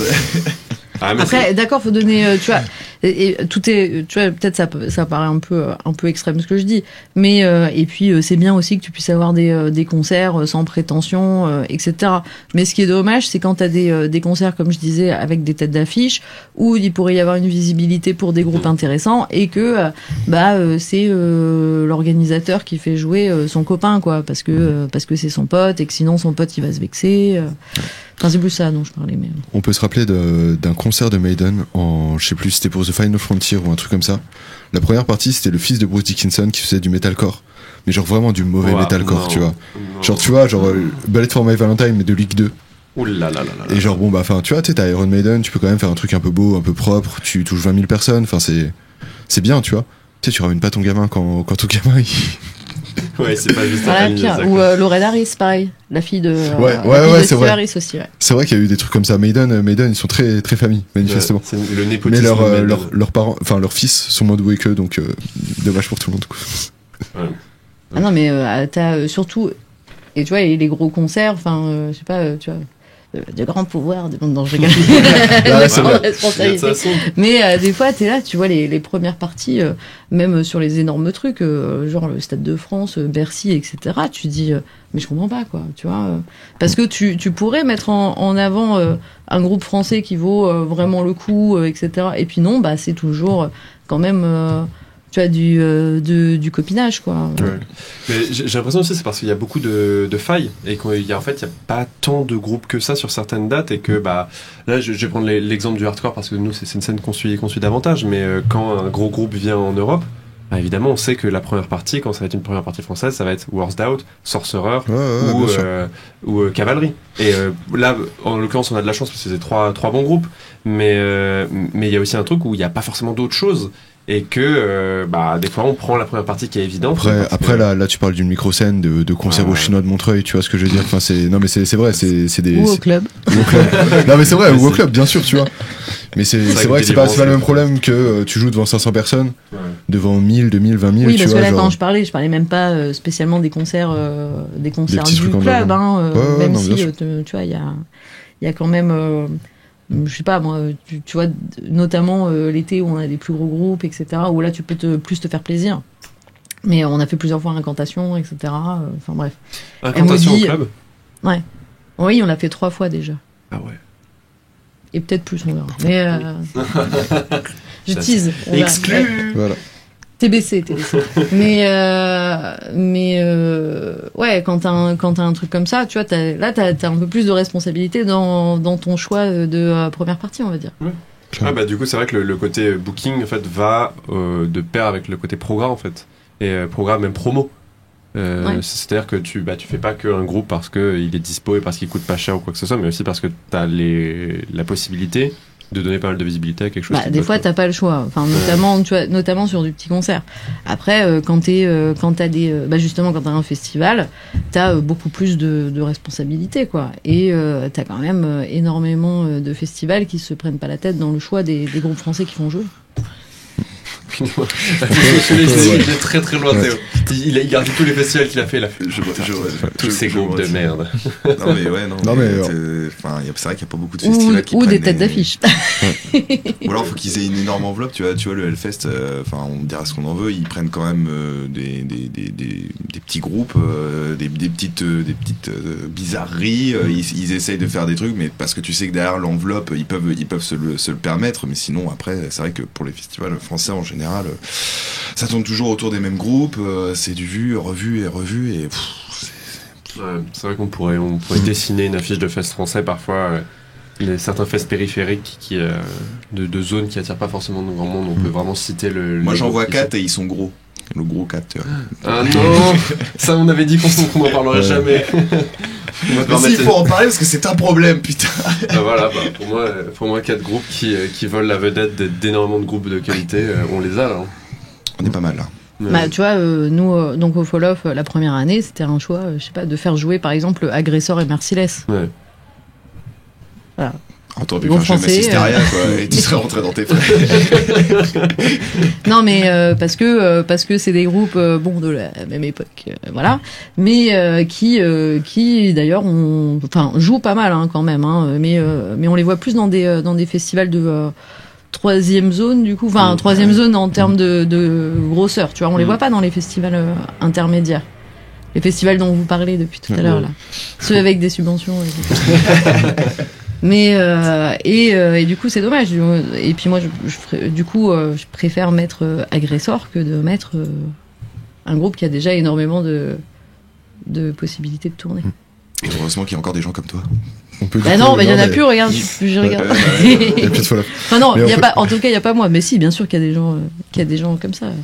On peut en vrai commencer à parler du Fall Off. Ouais, on t'a même pas présenté sous ce jour-là, mais c'est peut-être ce pourquoi les gens. T'es la plus connue. T'es créatrice du Fall Off Summer qui était un festival qui était entre 2014 et la première année c'était 2014, c'est ça? Et 2017. Et 2017, ouais. De Pentagram à Coven. Ouais. Incroyable affiche. Exactement. Exceptionnel. Et qui du coup en fait était vraiment un peu comment dire, tu sais, c'était un peu un truc exceptionnel même dans la saison des festivals parce que ça arrivait à la fin. Et le Fall Off, t'avais vraiment ce côté où t'avais passé ton été, c'était la rentrée scolaire parce que moi j'étais étudiant à l'époque, tu vois. C'est le dernier truc que tu fais, tu sais, tu rentres le jeudi et le vendredi tu vas au Fall Off. Et c'était vraiment ça. C'était ultra cool. En parallèle, c'était aussi à Paris où il y a quand même pas non plus énormément de festivals parce que il y a pas l'espace, il y a pas ce genre de choses, en Île-de-France. Et donc t'avais vraiment cette je sais pas. C'était vraiment un truc qui était à part, qui a duré du coup 3 ans. Non, 4 ans. 4, ouais, c'est vrai, 4. Et voilà, comment tu l'as monté de base? En plus, surtout, vous êtes arrivé avec une affiche ultra solide sur la première, il y avait Sodom, Watain, Venom. Ouais. Première de Pentagram, première d'Ahab. Enfin, il y avait un gros truc. Comment vous êtes Enfin, pas première de Pentagram. C'est la première en France, il me semble. Ils devaient jouer au Hellfest en 2009. Ils avaient annulé parce que Bobby s'était fait choper à la douane. Là, c'est vrai, je te jure, il me semble que c'est la première française de Pentagram. J'ai pas vu Pentagram au Glazart avant. Non, c'était après. C'est sûr. Après, par contre, ils sont revenus plein de fois. Et toujours dans des très très mauvais états. Ok. De quoi? On a eu une intervention. La petite voix qui est venue nous dire que c'était avant. C'était avant, ouais, peut-être, mais une des premières, alors qu'ils ont 40 ans de carrière à l'époque. Pourquoi je dis pas que des conneries? Ouais, non. Ils sont venus plein de fois après. Mais Ahab, oui. Et puis première les années d'après, on a fait Scepticisme aussi. Ouais. Après, comme tu parles de Doom, etc., tu vois, moi, un peu ma fierté, c'était d'avoir fait jouer Amferd. Ouais, le truc islandais. Des îles Féroé. C'était pas leur première en France parce que leur première était au club. On y revient. Et il y avait 55 personnes ce soir-là, tu vois, et le groupe il était hallucinant. Enfin, c'était énorme, quoi, tu vois. Le mec il alterne chant hurlé, chant clair, un truc de malade, quoi. Moi j'avais jamais vu ça. Et c'est pour ça qu'effectivement, quand derrière, et ça c'était avant le premier Fall Off, et c'est pour ça qu'au deuxième Fall Off, comme il y avait l'occasion, moi j'étais super fière de les faire jouer, quoi. Tu sais, c'est ce genre de truc où tu dis, ah putain, ce groupe, tu sais, t'as un peu le côté un peu Hollywood, tu sais, tu trouves un groupe dans une cave, et puis après tu fais, allez, je vais vous faire jouer devant plein de monde, etc. Bon, une seule fois, mais mais c'est déjà ça, tu vois, t'as l'impression d'apporter un peu ta pierre l'édifice, quoi. Mais bon. Comment vous avez monté le truc? Parce que vous êtes vraiment arrivé genre fort en fait. C'était ça. Enfin, ce qui était impressionnant vraiment avec le Fall Off, c'est ça. C'est que tu sais, genre par exemple le Motox, c'est commencé dans un gymnase, ce genre de truc, et ça avait un peu monté. Là, vous arrivez, première édition, vous avez un gros site, vous avez une grosse affiche. Il y avait tout qui était déjà ultra calé en fait. Moi, c'est un festival que je montais avec un de mes patrons, on va dire, donc qui est Alex, qui est le patron du club. Du Black, de l'Atomic Cat. Ouais, du Black Dog, l'Atomic Cat, les Caves sans savon aussi maintenant, etc. Okay. Et puis moi j'étais sa Madame Metal, comme il m'a dit. Donc déjà à la base, moi je suis arrivée dans le club, et le Black Dog, juste pour faire un remplacement de congé maternité. Hein, donc voilà. Et j'étais en 3e année de licence de norvégien. Okay. J'avais décidé d'arrêter les groupes, tout ça, parce que bon, à un moment, tu sais, t'as l'impression que quand ça marche pas, c'est de ta faute, quand ça marche, c'est pas grâce à toi. Donc en fait, tu as limite pas burn-out, mais presque quoi.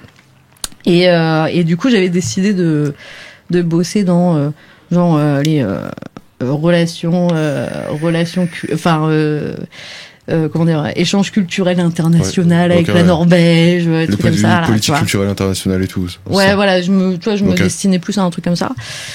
Et puis finalement je me suis retrouvée à faire ce remplacement, donc c'était juste faire des soirées au Black Dog. À l'époque, c'était même pas faire des concerts au club, c'était juste faire faire la com. Tu vois, donc faire comme Monsieur Mercedes. Comme Monsieur Merco. Et puis et finalement très vite ça a recommencé. J'ai reçu des propositions pour faire des concerts intéressants, notamment on a fait Antimatter, on parlait de Anathema tout à l'heure. Et puis je me suis mis à faire de l'orga alors que j'étais venue que pour faire de la com au club, quoi. Donc j'ai recommencé à faire de l'orga et tout, et puis je me préparais à aller en Erasmus en master en plus en Norvège. Et je me disais, ça me fera de la thune un peu. Et finalement, donc Alex qui m'a dit, ah mais de toute façon, moi je veux que tu restes. À la base, je t'ai dit c'est en remplacement, mais non, moi j'ai envie de t'embaucher, etc. Et j'ai peut-être un projet, etc. Donc ok. Et du coup, c'est lui qui, à la base, avait un pote qui avait participé à l'orga d'un festival électro dans des ruines de château dans le 77 du coup. Okay. Et qui lui avait parlé du site, ouais, le site c'est génial, pour faire un truc de métal, ça serait cool, etc. Et du coup, je me suis retrouvée à être en train de réviser mes partiels, parce que je devais faire mes partiels en septembre 2013, du coup, parce que j'étais pas allée en juin à cause de la fête de la musique, tout ça. On avait organisé un gros truc devant la manufacture avec Demented Argo, bref. Donc j'avais loupé les examens. J'étais en train de réviser mes trucs de linguistique scandinave et entre deux révisions, aller visiter ces ruines de château, quoi. Donc c'était je lui dis oui, ok, c'est cool, qu'est-ce qu'on fait, du coup tu veux faire quoi? Oui, écoute, faire un festival de métal et puis c'est toi qui vas t'en occuper. Ah, ok. Merci. Okay. Bon, donc ça a commencé comme ça. Du coup j'ai commencé à réfléchir à ce qu'on pouvait faire dans ces ruines de château. À la base il y avait une approche un petit peu différente. Même si de base je voulais quand même un truc très underground, très on va dire recherché, bien sûr. Pointu. J'aime pas le pointu, ça marche bien. Hein. Ouais, pointu, je trouve ça bien, tu vois. C'est exigeant en tout cas. C'est exigeant, mais pas. C'est ça. C'est se dire aussi, t'as déjà énormément de festivals qui vont jouer tout le temps les mêmes groupes. Donc quel est l'intérêt de faire ça, quoi? Ou sinon c'est juste pour faire un festival et parce que t'aimes bien que quand il y a des gens qui se battent avec des crédits et qui crient apéro. Bon, moi je me moquais des roues tout à l'heure, mais j'ai moi j'aime bien rigoler. Hein, demande à Julien. Mais puis il y a 10h du matin, bref. Donc les années 80, tout ça. Donc moi qui en plus ai une peau de roue, même si je me moquais tout à l'heure, hein, c'est pour ça. Le côté juste grillé en plein soleil pour voir des trucs que t'as vu 15 000 fois, etc. C'est pas mon. c'est pas mon trip, quoi. Donc il y a eu cette histoire d'essayer de trouver une auto-orientation, etc. Donc au début, on a fait tout un dossier, puis il y avait les ruines de château. Alors j'ai essayé un peu de vendre ça. Et dès le début, il y avait Venom, Sodom, etc. Et finalement, on a eu un message comme quoi, comme c'était les municipales. C'était donc à Monceau-les-Maux, et donc la mairie de Monceau-les-Maux a dit non, vous allez pas commencer à faire une fiesta métal chez nous, il en est hors de question. Je vais pas, sinon je vais jamais me faire réélire. Donc le maire ne voulait pas qu'il y ait Sodome, tu vois, genre dans les ruines de château. Et en fait, on a appris ça, mais moi j'avais déjà envoyé des mails, tu vois, j'étais over fier en plus, tu vois, parce que mon idée à la base c'était d'ailleurs de pas trop passer par les tourneurs qui veulent te faire tout le temps booker leur groupe, et puis parce que l'idée c'était pas d'avoir des groupes en tournée, c'était d'avoir des groupes qui ne tournent pas, justement. Et notamment, tu vois, Sodome, c'est un groupe qui fait c'est pas, voilà, ils jouent régulièrement, mais c'est pas un groupe qui tourne, c'est pas un groupe qui fait de la tournée.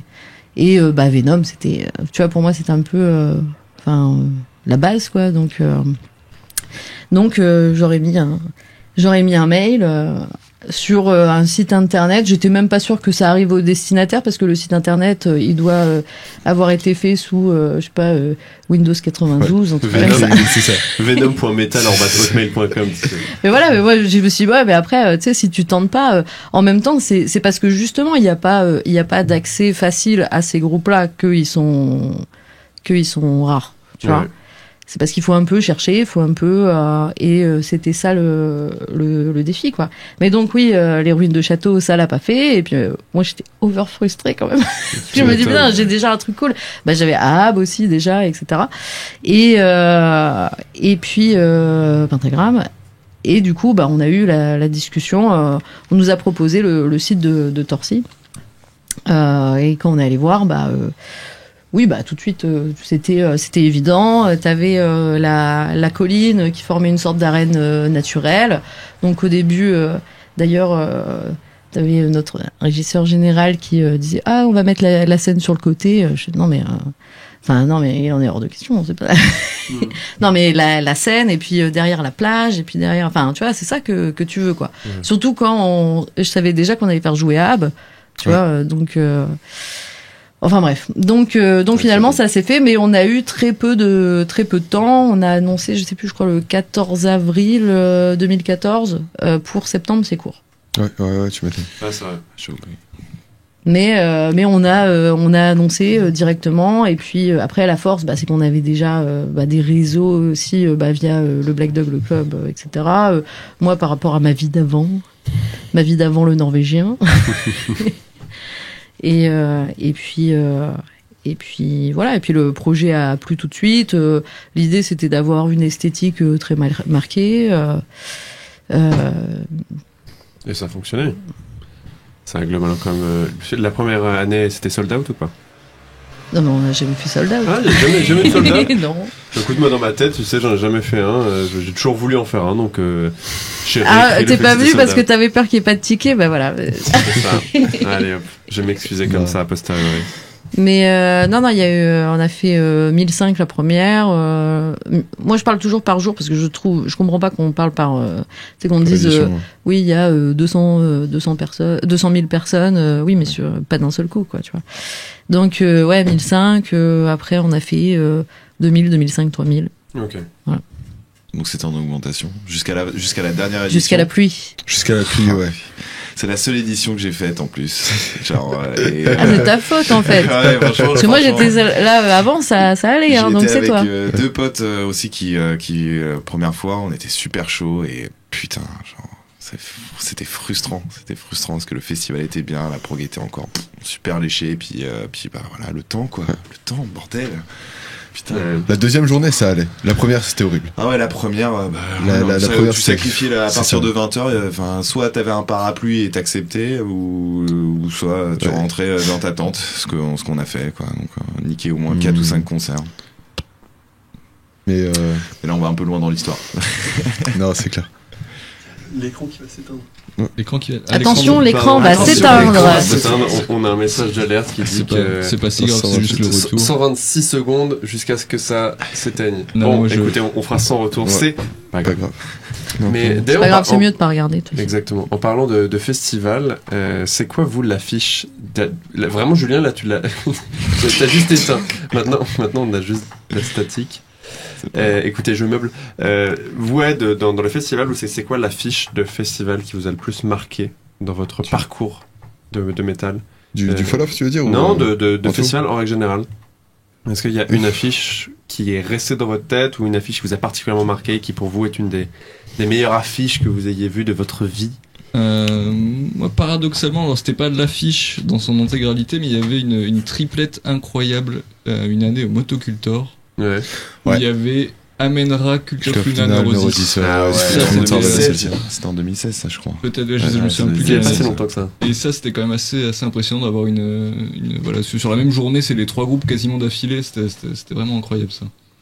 Ouais. Mais après, bon, il y avait d'autres trucs plus discutables, mais ça, c'était vraiment très bon. C'est le sort du motoc, tu vois, c'est ça, exactement. On peut pas s'en plaindre, on peut pas s'étonner non plus. Ça fait partie du folklore. Toi, Théo, est-ce que t'en as une qui t'a marqué Franchement, Woodstock 69. Alors, en tout cas, pas cette année, mais les dernières années, en tout cas quand ils avaient encore la Cannibal Stage, je trouve que le festival de Dour, sur bien des aspects, que ce soit au niveau de l'organisation que au niveau de la programmation, très finalement.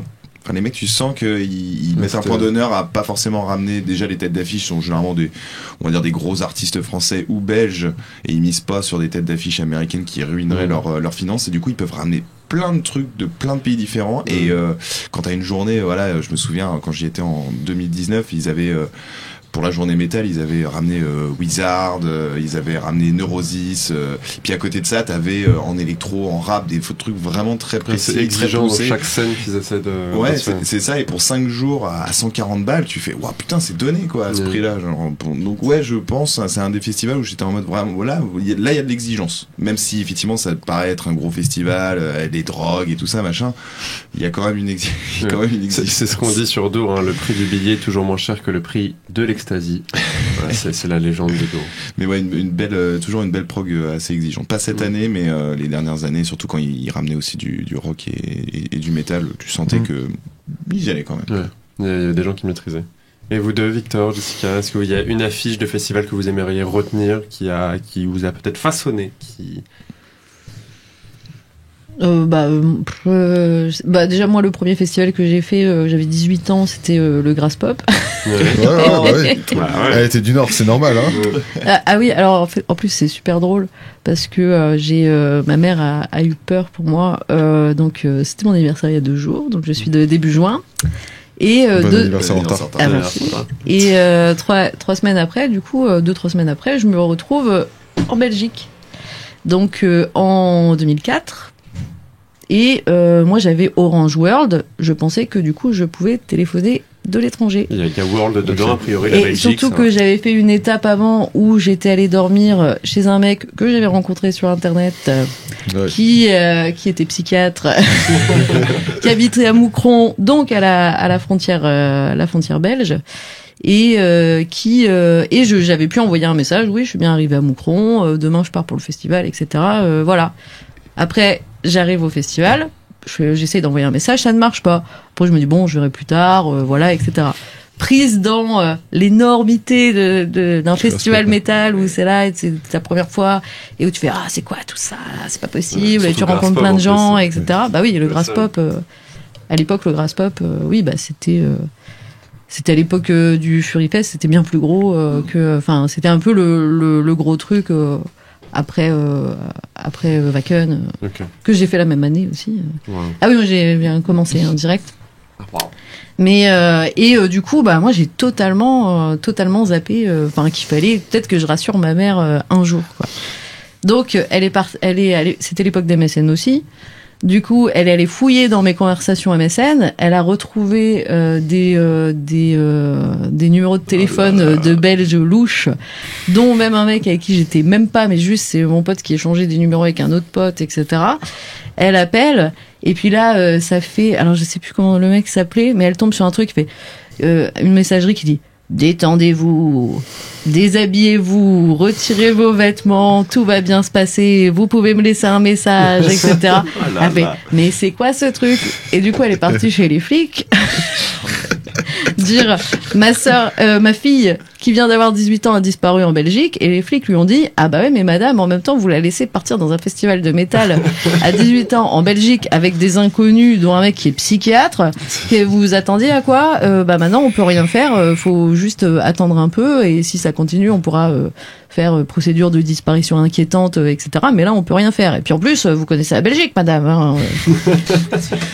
Patrie de serial killer s'il en est. Donc voilà, mais donc ça a été mon premier festival en mode waouh, toute jeune, etc. Et puis sinon, avant de faire le Fall Off, bien sûr, j'avais fait le Keep It True, où là, bon, il y a plein de défauts, hein, il y a l'acoustique horrible, etc. C'est dans un mais il y a un esprit, ouais, exactement, ouais. Mais t'as des super groupes qu'effectivement tu ne vois pas ailleurs, donc tu vois c'est un peu ça aussi l'influence, et t'as un super esprit avec des vestes à patch partout, etc. Donc voilà. Donc tu dis entre le Keep It True et le Grass Pop 2004. Bah c'est les deux c'est les deux festivals qui vont Tu t'es inspiré d'un festival en particulier quand vous avez commencé à faire le Fall Off, vous avez dit on aimerait bien être comme ça, ou on aimerait bien être dans cette tendance là et pas comme ça? Est-ce qu'il y avait un festival qui peut-être vous a dit ça on voudrait bien l'atteindre? Non, mais t'as toujours le download sur un aérodrome. C'est ça. Cool. Il n'existait pas à l'époque. C'est vrai. C'est ah non, je dirais pas ça. C'est eux qui ont copié, ouais, je pense. Ils auraient dû mieux copier. Mais peut-être mettre moins d'argent au final. Ouais. Tu vois, l'argent ça pourrit des fois. Hein. C'est pas parce qu'il y a de l'argent que c'est bien. Ouais. Mais oh mon Dieu. Voilà, qu'est-ce que je dis. Mais non, moi il y a des festivals que je respecte énormément. Après, de là à copier, non, c'est pas l'idée, parce que si tu copies, du coup tu amènes rien, et si tu amènes rien, autant de terre et aller aux autres festivals, enfin tu vois. Ou alors tu montes une franchise, quoi. En parlant de franchise, tu vois, par exemple le Maryland d'Espèce, c'est un super festival. Ouais. Donc oui, le Maryland, le Keep It True, même l'Inferno en Norvège, même si je trouve que c'est un peu répétitif. Et c'est très maintenant. Cher. Ouais, c'est bien le festival avec le billet à plusieurs centaines d'euros. C'est que la couronne norvégienne, et voilà. Mais et d'ailleurs, juste pour dire un truc respectable entre guillemets par rapport à l'Inferno, et revenir à ma période pré-norvégienne. Mais tu vois, à l'époque, donc je manageais Como Muertos. Okay. Je sais pas si moi ça me dit rien non plus. C'était un très bon groupe. On disait c'était du death metal with corones. Parce que c'était donc du death metal avec des lyrics en espagnol, et puis qui s'inspirait énormément des films d'horreur un peu tu vois, série Z, etc. Donc c'était très cool. Et j'avais envoyé les démos. Tu pouvais envoyer sur leur site internet, quoi. Tu envoyais 4 titres, tu faisais une présentation du groupe, etc. Et comme quoi, il y a des festivals qui font bien les choses et qui écoutent vraiment ce qu'on leur envoie, parce qu'on a joué là-bas. Et absolument pas parce qu'à la base, en plus il y avait qu'une démo, etc. Donc c'était même pas du copinage ni rien. Mais on sait, donc voilà. Comme quoi, c'est une preuve que ça peut encore marcher. Trading version festival. Il y a encore des programmateurs qui écoutent des groupes de musique, c'est dingue. Exactement. Et là-bas, j'ai rencontré d'ailleurs une copine, parce que qui maintenant s'occupe du Midgardsblot en Norvège. Et pareil, j'étais chez elle, donc parce qu'après c'est devenu une pote, bien sûr, après l'Inferno. Elle travaille à l'Inferno. Et je lui ai fait écouter Assil, groupe français, français, mais avec que des Algériens dedans. Bon. Parce qu'elle me parlait de son concept de festival, donc qui est pour le coup un festival pipeau de racard, mais dans le bon sens du terme. Donc folk, etc. Et puis elle me dit ouais, le problème c'est que bon, on a un super site qui est historique, etc. Mais après, si on fait genre Ensiferum tous les ans, à un moment on va arriver, voilà.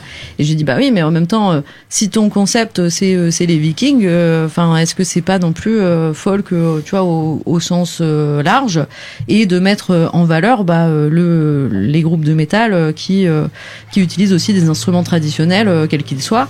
Et je lui ai fait écouter Acile, et c'est pour ça que Acile, je crois d'ailleurs ils ont joué 2 fois depuis, ils sont retournés.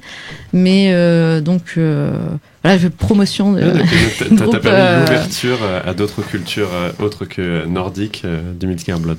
Enfin c'est pas moi toute seule, mais je lui ai la fierté française.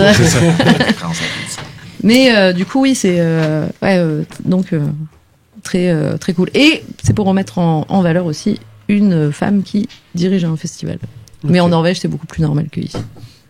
On essaie d'en apprendre. Toi, Victor ? Je crois que c'est la même en vrai, mais tu sais, c'est générationnel et tout. Je pense que les festivals aussi, c'est aussi les moments où t'as vu plus ou moins de trucs, tu vois. Et au Hellfest 2014, j'avais pas vu beaucoup de choses. Enfin, j'étais jeune, je venais d'avoir le bac, c'était mon année de bac plus 1. Et le dimanche, en fait, c'est plus des affiches, c'est des enchaînements, vous savez. Et c'est ça, le dimanche, il y avait les Misfits, Emperor, Black Sabbath et Turbo Negro, qui sont en fait dans leur style vraiment mes groupes préférés, tu vois. Et j'avais vu, à part Black Sabbath, j'en avais vu aucun de tous ceux-là, tu vois. Et tu vois, genre en 4 heures, 3 de tes groupes préférés, en 5 heures, 4 plutôt, on va dire. Et c'était genre trop fou, quoi. Enfin, vraiment, c'était ultra cool. Et alors que maintenant, tu vois, vraiment, quand tu vois les affiches, tu revois en fait beaucoup de choses et t'es content, tu vas avoir les nouveaux albums de groupes que t'aimes ou ce genre de choses. Mais au tout début, quand tu vas voir un festival et que tu sais que tu peux voir genre 30 fois la première fois que tu vois un groupe, c'est trop fou. Et puis tout est nouveau aussi. C'est ça. Que moi aussi j'ai découvert le métal avec l'affiche du Hellfest 2014. C'est vraiment, ça. J'avais un petit document Word dans lequel je notais mes impressions sur tous les groupes. Et je me rappelle avoir écrit les pires choses sur comment s'appelle ce groupe de black metal norvégien 1379. 1349. T'es à 30 ans près. Ouais, et je me rappelle que c'était un truc, j'avais trouvé ça horrible, mais vraiment abject de nullité. Tu vois, je me suis fait, mais il y a vraiment des gens qui non ironiquement peuvent écouter ça. Bon, après j'ai découvert davantage le black. C'est pas si nul en plus. C'est pas ce que je trouve le pire dans le style, mais c'est pas mal, mais voilà, tu vois. Mais je suis revenu sur ma position, et j'avais ce petit document là où je notais toutes mes découvertes du Hellfest 2014, qui fait que du coup ça fait toutes mes découvertes, et une base de ma culture métal, c'était en fait Hellfest 2014 signé, quoi. C'était mon premier Hellfest aussi, pareil. Premier festival de métal et premier fest aussi 2014. Magnifique affiche. C'est horrible quand je me sens vieille quand je parle avec vous. Désolé. Toi c'était 2004, nous c'est 2014. Écoute. Moi j'ai fait 2010 et 2011. Mais je te promets. Mais par contre, effectivement, genre 2014. Sous tutelle en fait. Exactement. Ouais, 2010, j'étais en 3ème. J'avais négocié juste avant le brevet et tout, tu vois, parce que je voulais. S'il te plaît, vas-y. En fait, il donne le brevet à tout le monde, c'est pas grave. En fait, mon père, il adore Alice Cooper. Et il voulait venir voir Alice Cooper avec moi, tu vois. Genre, tu sais, j'ai un truc un peu comme ça, tu vois. Genre, Mais c'est vrai que. Et c'est un truc qui était cool quand même aussi avec le Fall Off, c'est ce côté où tu pouvais voir des trucs relativement rares, comme tu l'as dit, tu vois. Et ça. Enfin, c'est hyper rare en festival. Et c'est pour ça aussi que le Roadburn, ils ont un créneau. Je comprends pas pourquoi plus de personnes ne l'ont pas, en fait, de faire des shows uniques, des trucs, des one-shots, tu vas voir le concert et il y a rien d'autre après, tu vois, il y a pas de tournée, il y a pas de machin et tout. Quand mec, tu fais 10 ans de fest, t'as vu tout. Enfin, t'as vu tout ce que t'aimais peu ou prou, tu vois. Tout d'ailleurs que tu vois beaucoup au Roadburn. Que tu vois beaucoup au Roadburn. Et mais enfin en fait voilà, je comprends pas pourquoi il y a pas ce truc de faire plutôt des trucs vraiment précis. Ça va être une question de finance aussi, j'imagine. Tu dois payer un peu plus cher quand tu dois faire des shows. Non, pas forcément. Enfin, ça dépend des groupes, ça dépend des groupes avec qui tu joues en fait. Tu vois, il est là le truc. C'est pas forcément plus cher. Ça dépend de la relation que tu as avec les groupes, que tu bâtis avec les groupes, et faut aussi que les groupes ils aient envie de venir chez toi et qu'ils comprennent quel est leur intérêt de venir jouer chez toi, quoi. Ouais. Déjà, faut aller les chercher. Ouais. Non, mais t'as aussi plein de groupes comme je sais pas, tu vois, Morbid Saint par exemple, c'est super cultes en trash, mais personne jamais allé les chercher. Donc moi j'arrive, je fais bonjour, j'ai envie de vous faire jouer, vous allez jouer à côté de Paris, et les mecs ils disent bah oui, et puis c'est pas. En fait, il y avait des trucs c'était pas si difficile que ça. C'était juste que personne l'avait fait avant. Ouais. Ok. Surtout, mon meilleur pote, il est fan de Toxic et de Morbid Saint, et il était trop content, tu vois, tu sais, genre vraiment pour lui, le fall-off, il arrivait, il achetait ses vinyles de défenestration, machin, ce genre de truc. C'était vraiment genre, il pleure le festival chaque jour, tu vois. Et lui, il fait, ouais, Morbid Saint, mais comment ça se fait, comment elle a fait et tout. Il y avait personne, il y avait pas grand monde devant Morbid Saint, il me bah oui, malheureusement, mais après. Il faut savoir aussi pourquoi est-ce que tu veux faire est-ce que tu veux faire jouer un groupe. Tu sais très bien que ça va pas être comme bon, on va pas reciter, mais enfin t'as des groupes, t'es sûr qui vont. Non, même pas. Non, je vais parler de Behemoth. Mais mais non, mais tu sais, tu fais venir un groupe comme Behemoth, c'est même pas pour dire du mal de Behemoth. Tu vois, tu fais venir un groupe comme Behemoth, comme n'importe OPS, je recite des choses que vous avez citées tout à l'heure, mais t'es sûr d'avoir un certain nombre de personnes. Après faut savoir aussi qu'est-ce que toi tu veux avoir comme festival. Est-ce que tu peux aussi un peu équilibrer, tu vois. Moi j'ai déjà fait des offres à OPS et à Behemoth, ça m'aurait pas dérangé d'avoir OPS et Behemoth, mais pas tout seul, enfin tu vois. Et plutôt tu vois, un groupe comme Behemoth, c'est un groupe à qui tu demanderais, comme pour Satyricon, un show spécial.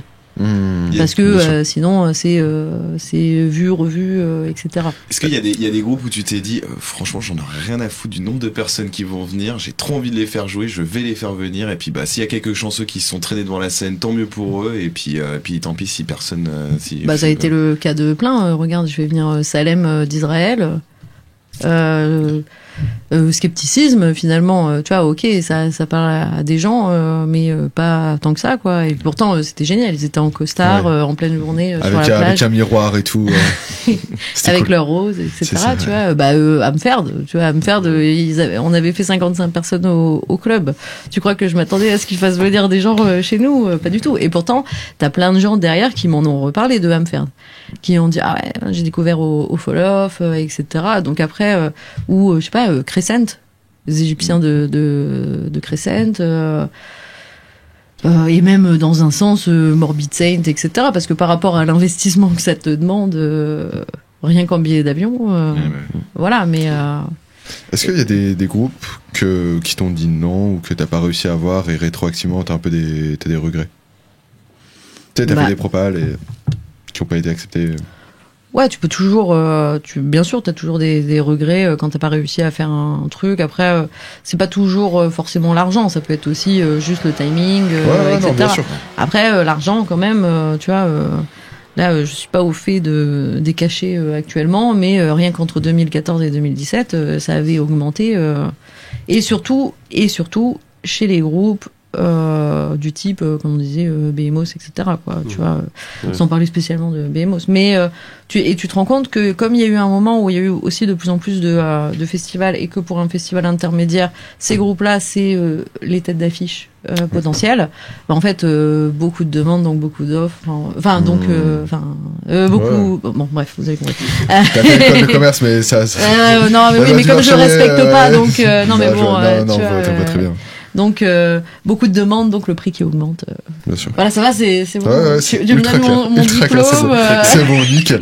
Tu vas la signature très bien, c'est ça. En macroéconomie. La main invisible, Adam Smith, qu'on embrasse. Ok. On l'embrasse. Mais bon, si tu peux. Et si t'avais un groupe que tu regrettes de pas avoir eu au Fall of Summer, si t'aurais dû avoir un groupe en plus sur l'affiche. Nostalgique là. À part Nostalgique là. Moi j'aurais bien aimé qu'on fasse jamais la promo de Nostalgique, tu vois. Il y a plein de tes projets, Julien, qui valent le coup d'être promus. Nostalgique, j'ai un petit doute. Mais bon, maintenant que c'est fait, allez écouter Nostalgique, ce fabuleux groupe de grindcore qui s'appelle Nostalgique, et dont Prout est le batteur, c'est ça. Il y en a plusieurs, bien sûr. Après, il y a des groupes avec qui j'ai parlé tous les ans, et puis ça se faisait pas. Sulfureon, tu vois, par exemple. Et en plus ça aurait été pour la première, ça aurait été la première en France, tu vois. Et on a parlé, puis à chaque fois en plus je fais il y a un lac derrière, tu vois. Ouais, ça aurait été cool. On construit un Cthulhu qui sort derrière comme ça, quoi, tu vois. Mais non. Et puis au début, comme en plus on avait les histoires de ruines de châteaux, etc. Moi j'aurais bien fait Vardruna au début, quoi. Et ou même à Torcy, tu vois, ça s'y serait prêté, parce que pour le coup, moi c'est du pipeau Drakkar que j'aime bien, que j'apprécie. C'est intouchable. Vardruna, Sulfureon. On a réussi à gratter quelques petites anecdotes sur le Fall of Summer. Malheureusement, l'émission touche à sa fin, il est 21h. Donc on va devoir laisser le chat et sur cette magnifique bruit sur le camion poubelle qui vient. Yes. Merci le camion poubelle. Merci à toutes celles et ceux qui ont été présents dans le chat, qui ont participé. Vraiment, je vois qu'il s'est arrêté devant le studio, donc écoutez, bon, on l'embrasse. On peut peut-être le booker au Fall of Summer aussi. Non, il y a moyen. Non, le prochain. Fall of Summer 2023. Et tu on sait pas. Je sais pas, on verra. On peut espérer un retour, ou il faut oublier l'idée d'un fall-off, ou alors peut-être une autre version à un autre endroit, peut-être une nouvelle formule. Tu sais qu'on l'attend, tu sais qu'on veut le retour du fall-off. Je te dirais, c'est pas exclu. Par contre, je ne pense pas au même endroit. Ouais. Parce que c'est ça aussi qui m'a un peu la dernière édition, c'est que je trouve qu'ils étaient pas assez contents qu'on soit là dans un sens. Que ça soit la ville, etc. D'ailleurs, la ville, la deuxième année, qui nous a mis des bâtons dans les roues en nous mettant une interdiction à minuit pour plaire aux riverains, parce qu'il y avait eu un festival électro avant, alors que nous, l'année d'avant, on n'avait pas eu de plainte, alors qu'on avait arrêté à 3h du matin. Donc tu dis, on n'a pas eu de plainte en arrêtant à 3h du matin, et là, parce que vous avez eu des grosses basses d'électro et tout, nous, on doit payer et arrêter les concerts à minuit. Alors que l'idée, c'était justement, comme t'étais en septembre, par rapport à juin, t'as la nuit qui tombe plus vite, tu pouvais aussi avoir plus de... Voilà. Donc ça, et puis et même la base de loisirs qui nous a fait payer beaucoup de après c'est leur métier, hein, mais de réparation du site suite aux intempéries.